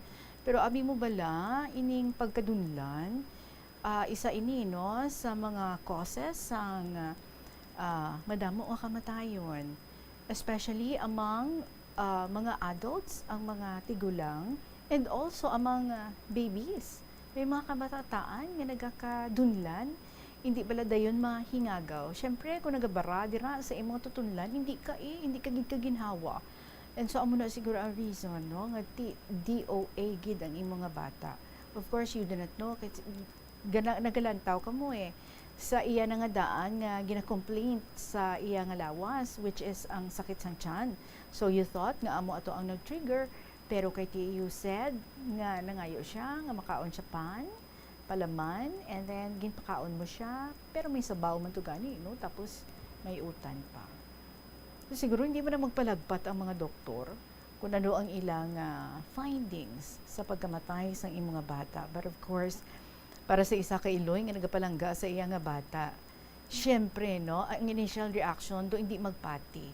We cannot let go because tuman gid ka palangga nato ng aton nga bata. We do not want nga may matabo nga malain sa iya, much more nga ginkuha siya at an age nga we believe, no, nga tama pa kayang kay ti ang natural occurrence, it should be the children nga maglubong sa ilang mga ginikanan, not the other way around, nga ang mga ginikanan amo ang magpalubong sa ilang nga bata. So we understand how painful it was para sa imo, but we pray that by the grace of God, kabay nga you would reach that period nga mabaton mo na, bisan sa amat-amat lang, nga ang imo bata is wala na, but he is in good hands, and hindi man na siya, no, maglinong wherever he is, seeing nga up until now sa gihapon you are in misery. So to make your child happy, tagaan naton siya, no, sang rason para nga mangintayo yun man ang iya nga paglakat, and mangin happy man siya knowing nga kamo you are managing well sa inyo nga pagbaton sang iya nga pagkaduda, and we keep on praying para sa katawhayan sang iya nga kalag. Madaming salamat sa imo sa liwat, Neni sang Uton. 32 minutes after 2 o'clock. Magabalikan kay LP pagkatapos lang sa pila ka may importante nga mga panganamdam.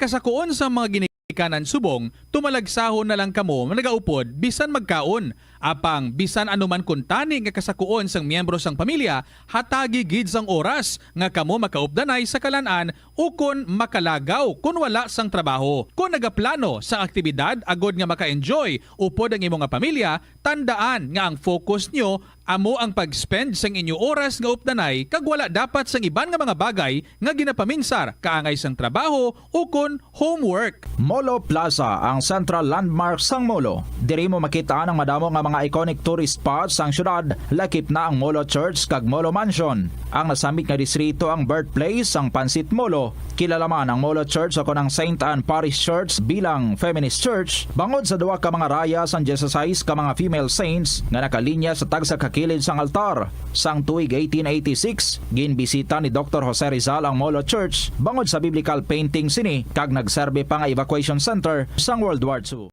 Magpabilin nga safe kag healthy sa panahon sang El Nino. Magkinot sang tubig kagamiton ini sa insakto. Takluban ang mga gintipon nga tubig agud hindi pagpangitlugan sang lamok. Likawan ang pagbulad sa init o kung magamit sang sunblock kag magdala sang payong. Magsuksok sang komportable nga bayo. Kag mag-inom sang 8 tubtob 12 ka baso sang tubig adlaw-adlaw agud malikawan ang heat stroke kag exhaustion. Ini nga pahanumdom ang ginadulong sa imo sang the #1 and most trusted radio network in the country, Bombo Radio Philippines. Basta Radio Bombo! Ang cabbage o kon repolyo masaming nga panakot sa aton mga linuto. Suno kay Vanessa Voltolina. Ang cabbage isa ka excellent source ng vitamin C nga importante para sa pag-maintain sang strong immune system. Ang glutamine isa ka amino acid sa cabbage, isa ka makusog nga anti-inflammatory agent nga nagabulig sa pagbuhin sang joint pain, arthritis kag allergies. Ang cabbage naga-contain sang vitamin K kag antioxidant nga anthocyanin nga naga-boost sang mental function kag concentration. Tanan kita mayara sang mabulig agud pakibatuan ang climate change. Magamit sang bag nga pwede magamit sang liwat-liwat agud mabuhinan ang plastic bag nga ginahaboy. Bangod dinhi nagatugas sang greenhouse gases. Ikaduha, hindi masami magamit sang computer. Kung 4 ka oras lamang sa isa ka adlaw ang imo nga paggamit sang computer, makabuhing ka na sang carbon dioxide emission nga 83%. Ikatatlo, kung malapit man lang imo nga kaladuan, mas maayo nga maglakat o kung magsakay na lang sa bike. Magluwas sa makakinot ka na, mabuhinan pang polusyon nga nagatugas ang climate change. Magtipid sa paggamit sang kuryente, pinaagi sa mga masunod. Maggamit sa mga energy efficient nga bumbilya, kaangay sang compact fluorescent bulbs ukon LED lights, imbis nga incandescent bulbs. Patsyo ng mga suga nga wala ginagamit. Tingbon ang mga bayo sa pagpamlansya. Himuon ang pagpamlansya isa lamang kabes sa isa ka semana. Buksan ang inyo bintana agud makasulod ang preska nga hangin kag silak sang adlaw sa sulod sang balay agud malimitahan ang paggamit sang electric fan kag suga. Ang El Nino, ang natural nga nagakatabo sa bilog nga kalibutan, sa diin maeksperiensyahan ang pagtaas ang temperatura. Mayara man inisang dala nga ulan, apang tuman kagamay, kag malaka gid lamang kun ipaanggid sa malawig nga tiyempo sang tag-ilinit kag drought season. Nagatuga ini sang problema sa patubig sa mga talamnan kag kahalitan sa mga pananom bangod sa tuman nga init sang panahon. Bangod sa kakulang sang patubig, mas mabatyagan ang pagnubo sang ani sa mga tanom nga nagakinahanglan sang ulan ukon tubig. Sa sini nga mga lugar, ginaengganyo ang mga mangunguma nga magtanom sa mga alternatibo nga produkto kaangay sang mais, upland rice, utan ukon legumes. Ini nga pahanumdom ang ginadulong sa imo sang the number 1 and most trusted radio network in the country, Bombo Radio Philippines. Basta Radio! Bombo! Hindi malikawan nga ginapangita gid sang isa ka tawo ang foot massage. Magluwas nga manami ini sa pamatyagan. Mayara man ini sa maayo nga benepisyo sa lawas. Sunod kay Dr. Tyler Wheeler, primary care sports medicine physician, ang malipot nga foot massage ang makapahagan-hagan sang stress. Ang moderate pressure massage ang safe para sa mga kalabanan nga tawo ilabi na ang may mga kondisyon kaangay sang arthritis kag long-term pain. Mahimo man nga mag-seek sang professional massage therapist para sa imo nga relaxing foot massage. Kung ikaw isa ka chess lover, yaring pila ka brain benefit sa paghampang sini, kag kung wala ka nagahampang sini, umpisahin na. Sunod sa pagtuon ng paghampang sang chess makabulig likaw sa Alzheimer's disease. Bangod ang utok nagatrabaho kaangay sang muscle, nagakinahanglan ini sang exercise agud mangin healthy kag malikawan ang injury. Magluwas diri ang paghampang sang chess ang nagapa-improve man sang concentration, memory, creativity kag problem solving skills kag napamatud-an man nga nagapaalam. Madamo sa ato ang hindi katulog kung wala sang electric fan. Yaring pila sa hindi manaming epekto sa paggamit sang fan kada gabi. Congestion, ang naga-circulate ka hangin halin sa mga fans, ang makapadry sang baba, ilong kag tutunlan. Allergies, masami nga madala sa hangin ang mga yabok na naga-trigger sang allergies. Makatuga sa muscle cramp ang hangin nga naghalin sa mga electric fan. Amo nga kun kaisa, may eksperyensyahan ang masakit nga lawas kung magbugtaw. Importante man nga regular nga tinluan ang fan blades. Agad masigurado nga hindi ini pagkiniran sang yabok. Sa patatas, masami ginahaboy na lang nato ng panit. Sunod kay Dr. Cynthia Sass, isa ka nutritionist, ang panit sang patatas na makabulig sa increased potassium intake. Ang potato skins nagaprovide man sang source sang iron nga isa ka essential mineral nga ang primary function nagalakip sang pagsuporta sang red blood cell function. Ini nga cells nagakontain sang dako nga amount sang hemoglobin, ang protein nga nagabind sa oxygen. Kita sa KLP, and moving on sa ating next story. Here's one from student mom of Lambunaw. Dear Tita Regine.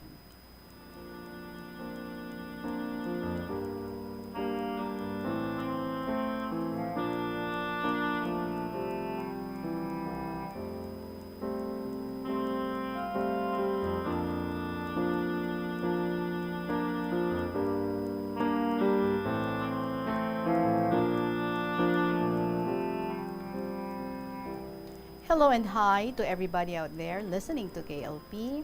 Good afternoon to all of you. I hope all of you are fine, feeling great, and sabik na sabik marinig ang mga istorya nga basahon ni Tita Regine over the air. Feeling homesick ako subong. Nadumduman ko ang akong mga utod sa malayo. I miss the good old days kundiin Masadya kami tanan nga ururupod sa amon gamay nga balay sa Manila. 8 kami tanan, kag you could just imagine kung ano kagulo kagkasadya kung magtipon kami. Kada isa may istorya sang happening sa amo na nga adlaw. Kapin pa kung nagahiyapon na kami dira. Dira mo na mabatian ang kabulastugan kag OA nga story of the day. Ang nagtaliwan namon nga magulang nga lalaki, si Kuya Alfonso, ang masami bida sa tanan. Lagawan si Kuya, palabarkada, kag most of the time, ulihi permi magabot para manyaga o maniyapon. Siling ni nanay. Ubusan ta sudan si kuya nyo para madala. Siguro, kung wala na siya abtan nga pagkaon, madudla na siya lagaw. Sa isa ka adlaw, wala naman si kuya sang manyaga kami. Nami pamansad to sudan kay bagong sweldo si tatay. Manan ninyo, kada sweldo, nagabakal si tatay sang karne kag baboy. Gani, patok na patok ang sudan. Mechado ang ginpreparar ni tatay. May patatas pa kag damo sarsa sang karne kag baboy. Tanan nga ginkauna namon nga buto-buto, gintipo ni nanay sa isa ka yahong. Tapos namon kaon, tanan nga bilin-bilin sa kada plato, dirigin butang. Nakita ko nga ginbunlawan ni Delia, ang isa ka manghod namon nga babae, ang mga plato kag ginbuo sa yahong. Amo man ang pag-abot ni kuya, ginpudyot niya ang yahong kag ginhigop ang sulod sini. Ay, abaw. Ay, siling niya. Kalas ay sa sudaan, how? Wala ka sabor-sabor. Kulang sa asin kag bitsin. Te, amo na, siling ni nanay. Dalok-dalok nga lagawan. Paanong hindi maglasay kay damog ang ginsurib mo? Lagaw to liwat. Maayo sa imo, ubusan sang pagkaon. Ato imo mechado sa yahong ay, sabat ni tatay. Lagaw pagani kay utdan tatiil. Kag nagkadlaw kami tanan. Halinsad to, Tita Regine. Permi na una sa lamesa si kuya, tagkaraon. Hadlok maurutan. Tita Regine, I miss my kuya very much. He passed away mga 6 years ago na. Nadumduman ko ang iya nga pagiging maalwan to all of us sa nagkaobra na siya. He is a true kuya, loving, thoughtful, and caring. Siya ang pinakapogi sa 4 ko nga utod nga mga lalaki. Mataas, artistahon ang dating, gani damo dalaga na luyag sa iya. He married Remy, a waray. She is a teacher. 7 ila bata. 6 ka lalaki kag 1 ka babae. Nag-pass away naman si Remy kag ang bata nila nga babae. Pulos naman may pangabuhi ang iya mga bata. Titulado. 2 ang lawyers, 2 ang seamen, kag ang 2 teachers. They live in Ilocos. Always sila nag-video call kay girl. Close man sila sa iban ko pa nga mga bata, bisan malayo sanda. How I wish I can see and meet them again. Kung makita ko sila, para na ding nakita ko si Kuya Alfonso. Mapisan si Kuya, may pigiri siya, manokan, kag mapisan mananong. Kadalag ko sang bunga sang iya mga papaya, kalubay, kalabasa, kag patola. Ginakompra ini sa mga manugbaligya utan. Sa magkadto ako sa Ilocos, kalapad sang iya nga taramnan. Nakabulig sang dako ang mga produkto niya para sa pag-college sang ilang nga kabataan. Pero, tama ka istrikto si kuya sa iya mga anak. Disciplinarian siya kaayo. Sang isa ka bes, nakaagilaya sang isa ka hinablos kong laki. Ginlakat lang sini halin sa Ilocos, pa Manila, para kalabot sa balay. Maayo na lang kay wala sang malain nga natabo sa iya along the way. Nagapangayo-ayo na lang siya pagkaon sa dalan. Daw pulubi. Kundiin abtan gabi, didto na lang matulog. Sa mga atubang tiyangge, kag balkon, sang iban siya nagapahuway.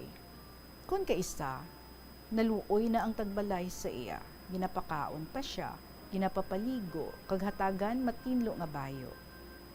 Sang mangin sima na siya, si Arnel, ginbalikan niya ang pamilya nga nagtatap sa iya. Kag naghatag plete, agud makapamanila siya, kag ginhatagan niya kwarta. Nakibot pa ang pamilya, kag nalipat na sila kay Arnel. Dako ila pasalamat sa kantidad nga ginhatag ni Arnel, kay nagamasakit sadto ang isa nila ka bata. Halin sadto, masami sila bisitahan ni Arnel kung makapanaog siya sa barko. Una nagtaliwan si Remy kay kuya. Gani, ang 50% sang pension ni Remy bilang school head na bato ni kuya. Tigulang nasadto si kuya kag nagamasakit pa. May timbang nga ginkuha ang iya mga anak agud magtatap sa iya. Sang ulihi, nagpasibangod ang timbang nga ginhimuslan siya ni kuya, gani na preso ini.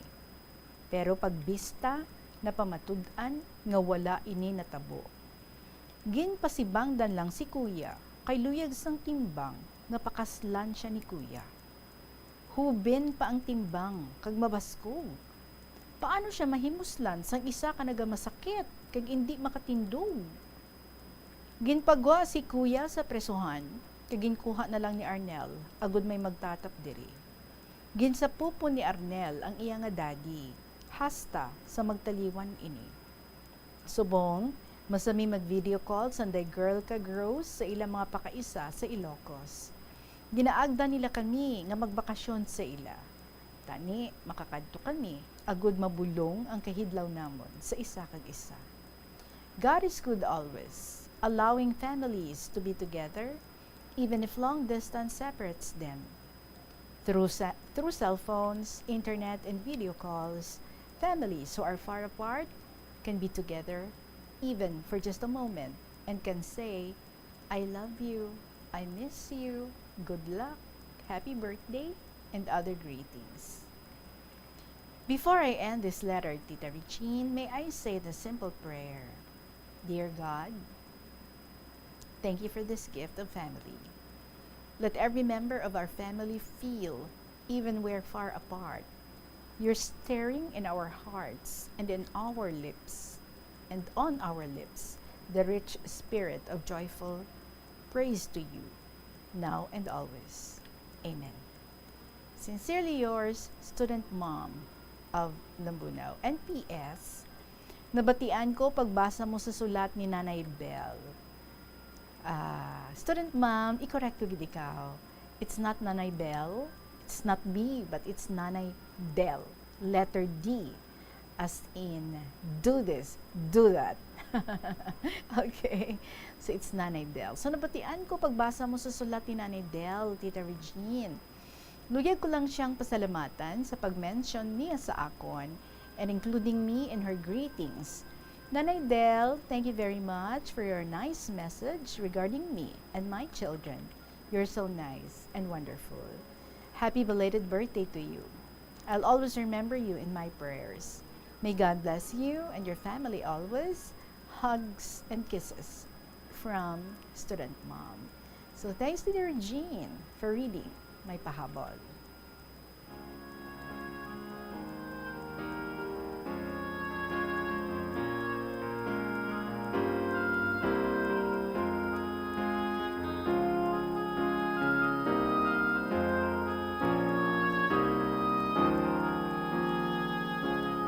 Thanks to the digital technology, ang mga nagalagyo ay di na mabatyagan ang distance.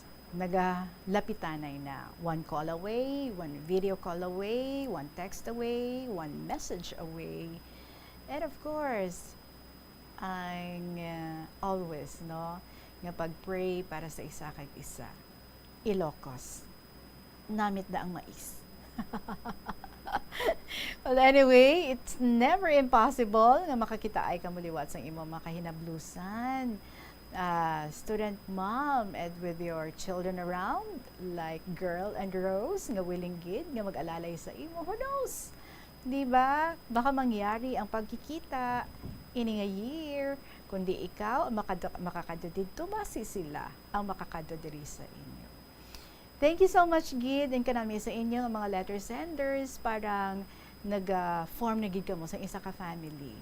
And you always remember one another. Sige, continue doing that. Mangin very close pagid kamo sa isa kag isa ba nagkalitaan na tong iban basi ko na magdamo pagid no ang maka-attend next ang pagkalitaan ninyo. We wish for that. Thank you so much again, Student Mom of Lambunaw. We have 10 minutes before 3 o'clock. Magapanabalik ang KLP. Pagkatapos lang sa bila kami importante nga mga pahanamdo. Dala ang oxygen sa bilog nga lawas. Yari ang mga household level fire safety measures nga dapat tandaan agud makalikaw sa sunog sa balay. Hindi magbutang o kung magtipon sang flammable substance o kung chemical nga makatugas ang sunog sa kusina o kung sa sulod sang balay. Ipalayo man sa mga kabataan ang pospro kag lighters. Patya ang kalayo kag baga matapos ang pagluto sa kusina. Siguraduhon nga wala nagasungaw kag pirmi limpyuhan ang mga kerosene kag gas stoves. Tandaan, ang paglikaw sa sunog sa sulod sa balay, responsibilidad sang bilog nga pamilya. Padayon nga ginaeksperyensyahan sang Pilipinas ang El Nino phenomenon kag ginalauman nga magalawig pa ini. Gani, agod hindi kita tuman nga maapektuhan, kinahanglan ang mga masunod nga pamaagi. Magkinot sang tubig. Hindi pag-uyangan ang tubig kag sawayon ang mga kabataan nga nagahampang sang tubig. Kung hindi magkinot sang tubig, padayon nga maganubo o kung maubos ang tubig sa mga dam o kung suba. Una sini nga maapektuhan ang mga irigasyon sang talamnan. Magtipon sang tubig. Kung nagagamit ka sang shower sa pagpaligo, mas maayo nga ipaiway anay ini kag magamit lang sang kabo. Ini bangod mas madamo ang makonsumo nga tubig kung nagagamit sang shower. Dapat man nga magamit sang baso kung ikaw ang nagapanipilyo, bangod kun kaisa, ang iban nga tawo nagagamit na lang sang gripo, samtang sige-sige ang patubod sang tubig. Ini nga pahanumdom ang ginadulong sa imo sang the #1 and most trusted radio network in the country, Bombo Radio Philippines. Basta Radio! Bombo! Atensyon sa mga mahilig magamit sang aircon. Nagpaandam ang medical expert batok sa mga balatian nga mahimo makuha gikan sa sobra-sobra nga paggamit sini. Sino ka Dr. Maria Encarnita Limpin, isa ka experienced healthcare specialist, mas maayo nga tsakyaron nga malimpyo ang hangin nga nagikan sa aircon bangod kun mahigko. Mahimo ini nga magtugas sang impeksyon kay mga balatian kaangay sang pulmonya. Gani hagan-hagan na lang ina bangod bisan makabulig ini sa imo sa maginot nga tiyempo, may risgo man ini sa imo nga ikaayong lawas. Sa pagbugtaw mo sa aga, cold baladayon nga tubig ang imo ginainom? Ay, dali lang, wait a minute. Para sa ininit. Suno kay Dr. Deborah Weatherspoon, isa ka advanced practice nurse, mas maayo nga mag-inom sang alabaab nga tubig sa aga. Paathag ni Weatherspoon, iniya nagabulig sa lawas nga magpagwa sang toxins kag naga-improve sang imo blood circulation. Sa mga babayi, ang pag-inom sang alabaab nga tubig ay nagabulig man kung ikaw nagasuprer sang period cramps. Ang tambo o kung bamboo shoots manggaranon sa dietary fiber, low in calories kag power-packed sa essential nutrients. Suno sa pagtuon sang comprehensive reviews in food science and food safety. Ang phytosterols kag phytonutrients sa tambo ang ideal sa pagtunaw sang harmful LDL cholesterol sa lawas. Ang antioxidants sa tambo ang essential man sa pagpabaskog sa sulod kag sagwa sang lawas. Suno naman sa pagpanalawsaw sang Journal of Ethnopharmacology, ang bamboo shoots mayara sang anti-inflammatory kag analgesic o kun pain-killing properties. Masami bala. So it is now 8 minutes or 7 minutes before 3 o'clock. Sige, hingagawan niyo ang isa ka letter coming from Lucky Taurus Kafani kay ginagugol ko pa no kung paano ning iyang greetings. Sige, nagbutang di siya. She's now in Romania. Kay nagbutang di siya sang greetings sa good afternoon in Romanian language. Sige. Salamat kini sa mga pictures. We're going to show it samtang nga nagabasa kita. My dearest Tita Regine, this is by the way from Lucky Taurus. Okay. My dearest Tita Regine,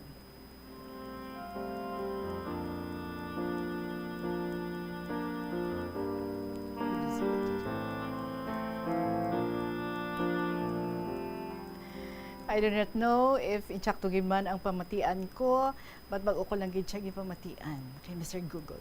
Bunaziwa to terror. Di ba?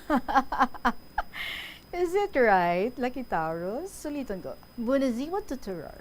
Good afternoon, everyone. Hello, Tita Reg. Ari na naman ako, si Lucky Taurus. Busy gid ako always, tita, kag damo clients ni boss this week. So, gabi na kami permi makasaka. Pero, gintingwaan ko gid nga maging present this week. Suguran ko na, tita. October 2018 sadto, ikaduha ko nga bakasyon sa Pinas, halin Romania. Ang pagbakasyon ko tita, ginalauman ko nga madala ko ang mag-amay ko balik. Amo ina ang plano namon sang boss ko. So, ginsugura namon process ang mga papers tita.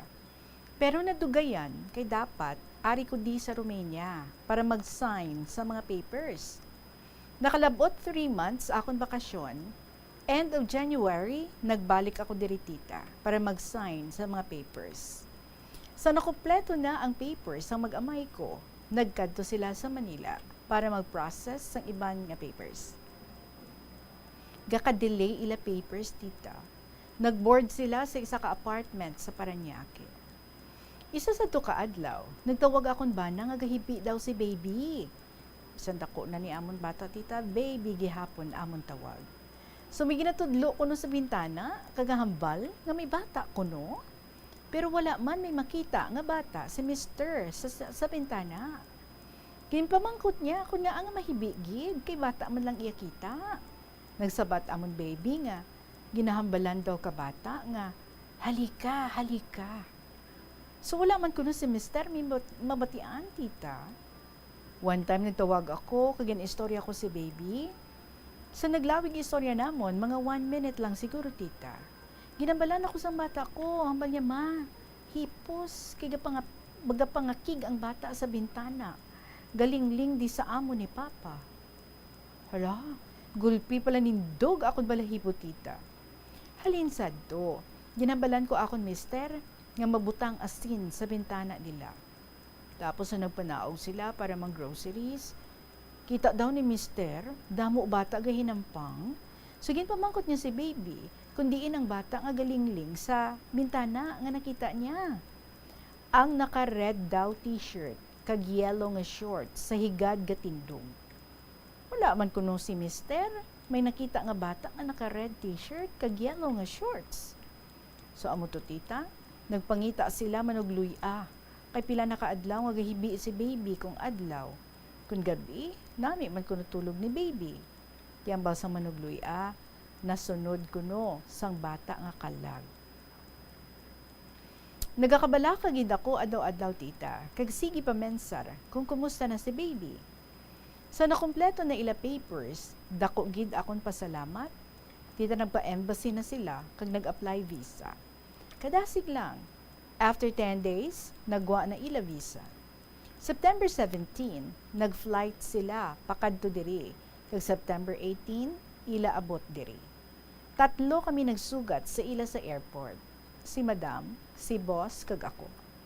Antes kami naglakat sa airport, nagkuha ko mga flowers sa garden kag ginhimong agamay nga bouquet tita para ihatag ko kay baby. Sang sa exit na kami, layo pa sila, kita ko na tita. Pagwa nila, wala ko ni baby nakita. Si Mr. Ya, kita ya ko. Ginlagas ko si baby, kaginhag tita. Pagkita niya, nga ako gahag sa iya, nagsyagit sa, Mama! Hugot iya hag sa akon. Kagbatyagan ko, nga grabe gid, iya kahidlaw sa akon tita. Ako, grabe akon hibi tita. Ang bouquet nga ginhimo ko, ginhatag ko sa iya. Sang nagkalma na. Pero wala igin sapak ang bulak. Sige lang ko po iya sa akon, kag kiss. Very sweet gid ni amon baby tita. Pagbalikid ko kay Madam, sige gali iya video sa amon, pero gatinulo man luha niya tita. Gindulong lang kami diri sa balay, tapos naglakat sila nga mag-asawa sa office. Si baby, gintour ko sa garden. Sang time nga ato, may 3 pa ka mga apple sa puno nga nabilin, hungod ko ato ginbilin para sa iya tita. Ginkarga siya ni mister, kag siya ang ginpakuha sang apple nga kakabit. Sang hapon na, nagabot akon mga alaga ahalin sa school, ginpakilala ko sila tita. Akon baby tita, nami istoryaya sa alaga ko, pero inatagalog, Ilonggo niya. Kakinadlaw lang ang alaga ako tita. Pagabot sang weekend, tita nag-night out mga bosses ko, hambal niya sa akon, ihulid ko daw sila nga duha sa isa ka kwarto. So sa right side ko, si baby, kag sa left side naman, akon alaga. Abaw, So matulog na kami. Nagkup-kup sila nga duha sa akon alaga, nabantayan niya magkup-kup si baby. So ulihi hambal sang alaga ko nga daw galapaw iya kup-kup kag na-touch na daw ni baby siya. Gusto sang alaga ko, masatagan ko siya attention kaysa sa baby ko, tita. Halin pag-abot ni baby, ginaselosan niya na, even sa mga gamay lang nga bagay. Hasta subong, tita, budlay sa gihapon. Natudluan ko lang si baby nga kung hindi na mayo pagtataras ang alaga ko sa iya, maghampang sila, bayaan niya na lang. Kag maghampang toy siya sa amon kwarto. Tita, hasta diri na lang, anay, ginpulawan ko gid ni bala para wala ko absent this week. So more power to your program and God bless you always. Hugs. Sincerely yours, Lucky Towers.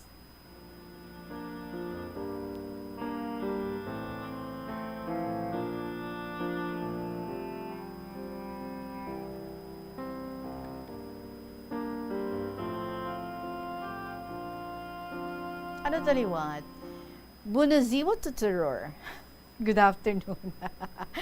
Kanami, naliwat-liwaton. At least may pag-o ka naman bala nga nabalaan ha. Thank you, Gida, for greeting us in your language there. Thank you so much, Gid. Sa imo, Lucky Taurus, bow, intindihan tagid ang imo nga predicament dira, no?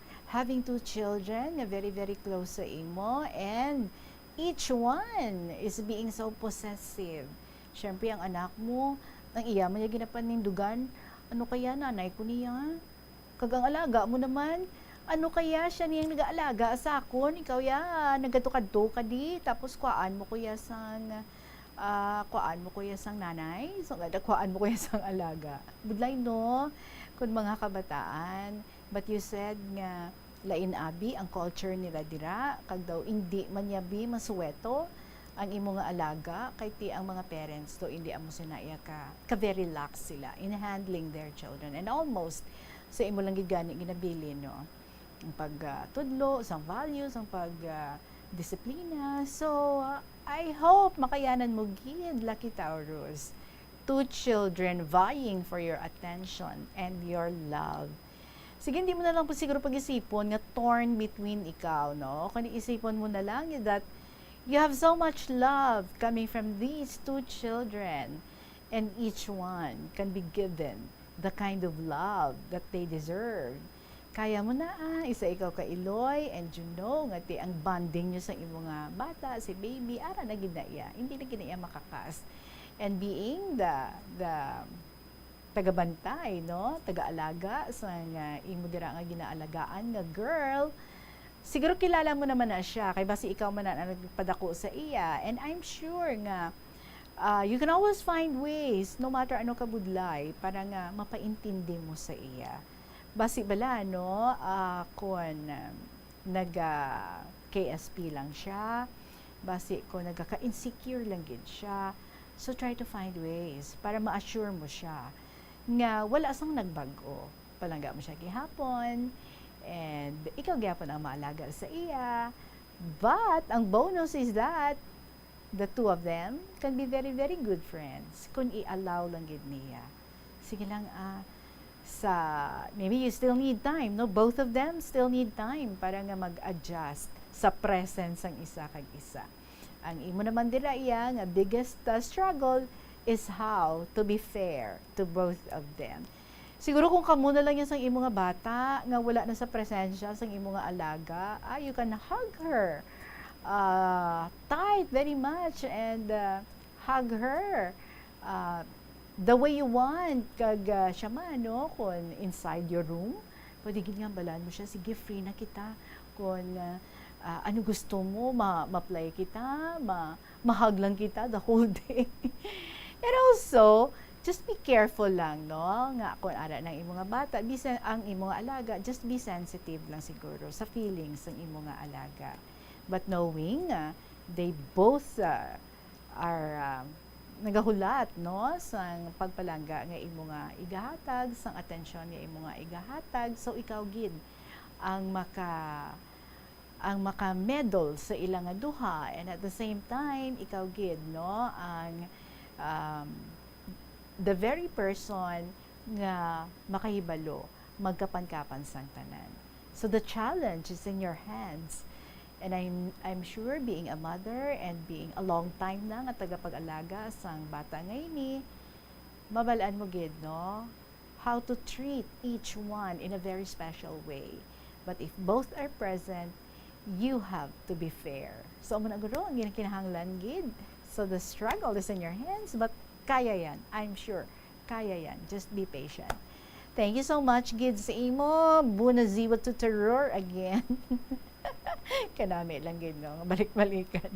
Salamat kay Lucky Taurus and to everyone nga nag-join sa ato sa suning nga hapon. Remember, I'll be waiting for your story. So, email na ang inyong mga istorya. Para inyo naman yung istorya ang ato nga enjoyon diri. So, email sa bombo_iloilo@bomboradio.info or write it and then send it. Sa kahapon namang program, DYFM, Bombo Radio, Iloilo, Sky City Tower, Mapa Street, Iloilo City. We're running over time. Nagahulat na si Tuyang Ermitanya, followed by Provincial Jail and Dear Diary. Mga paborito ninyo ang mga programa diri sa Bombo Radio.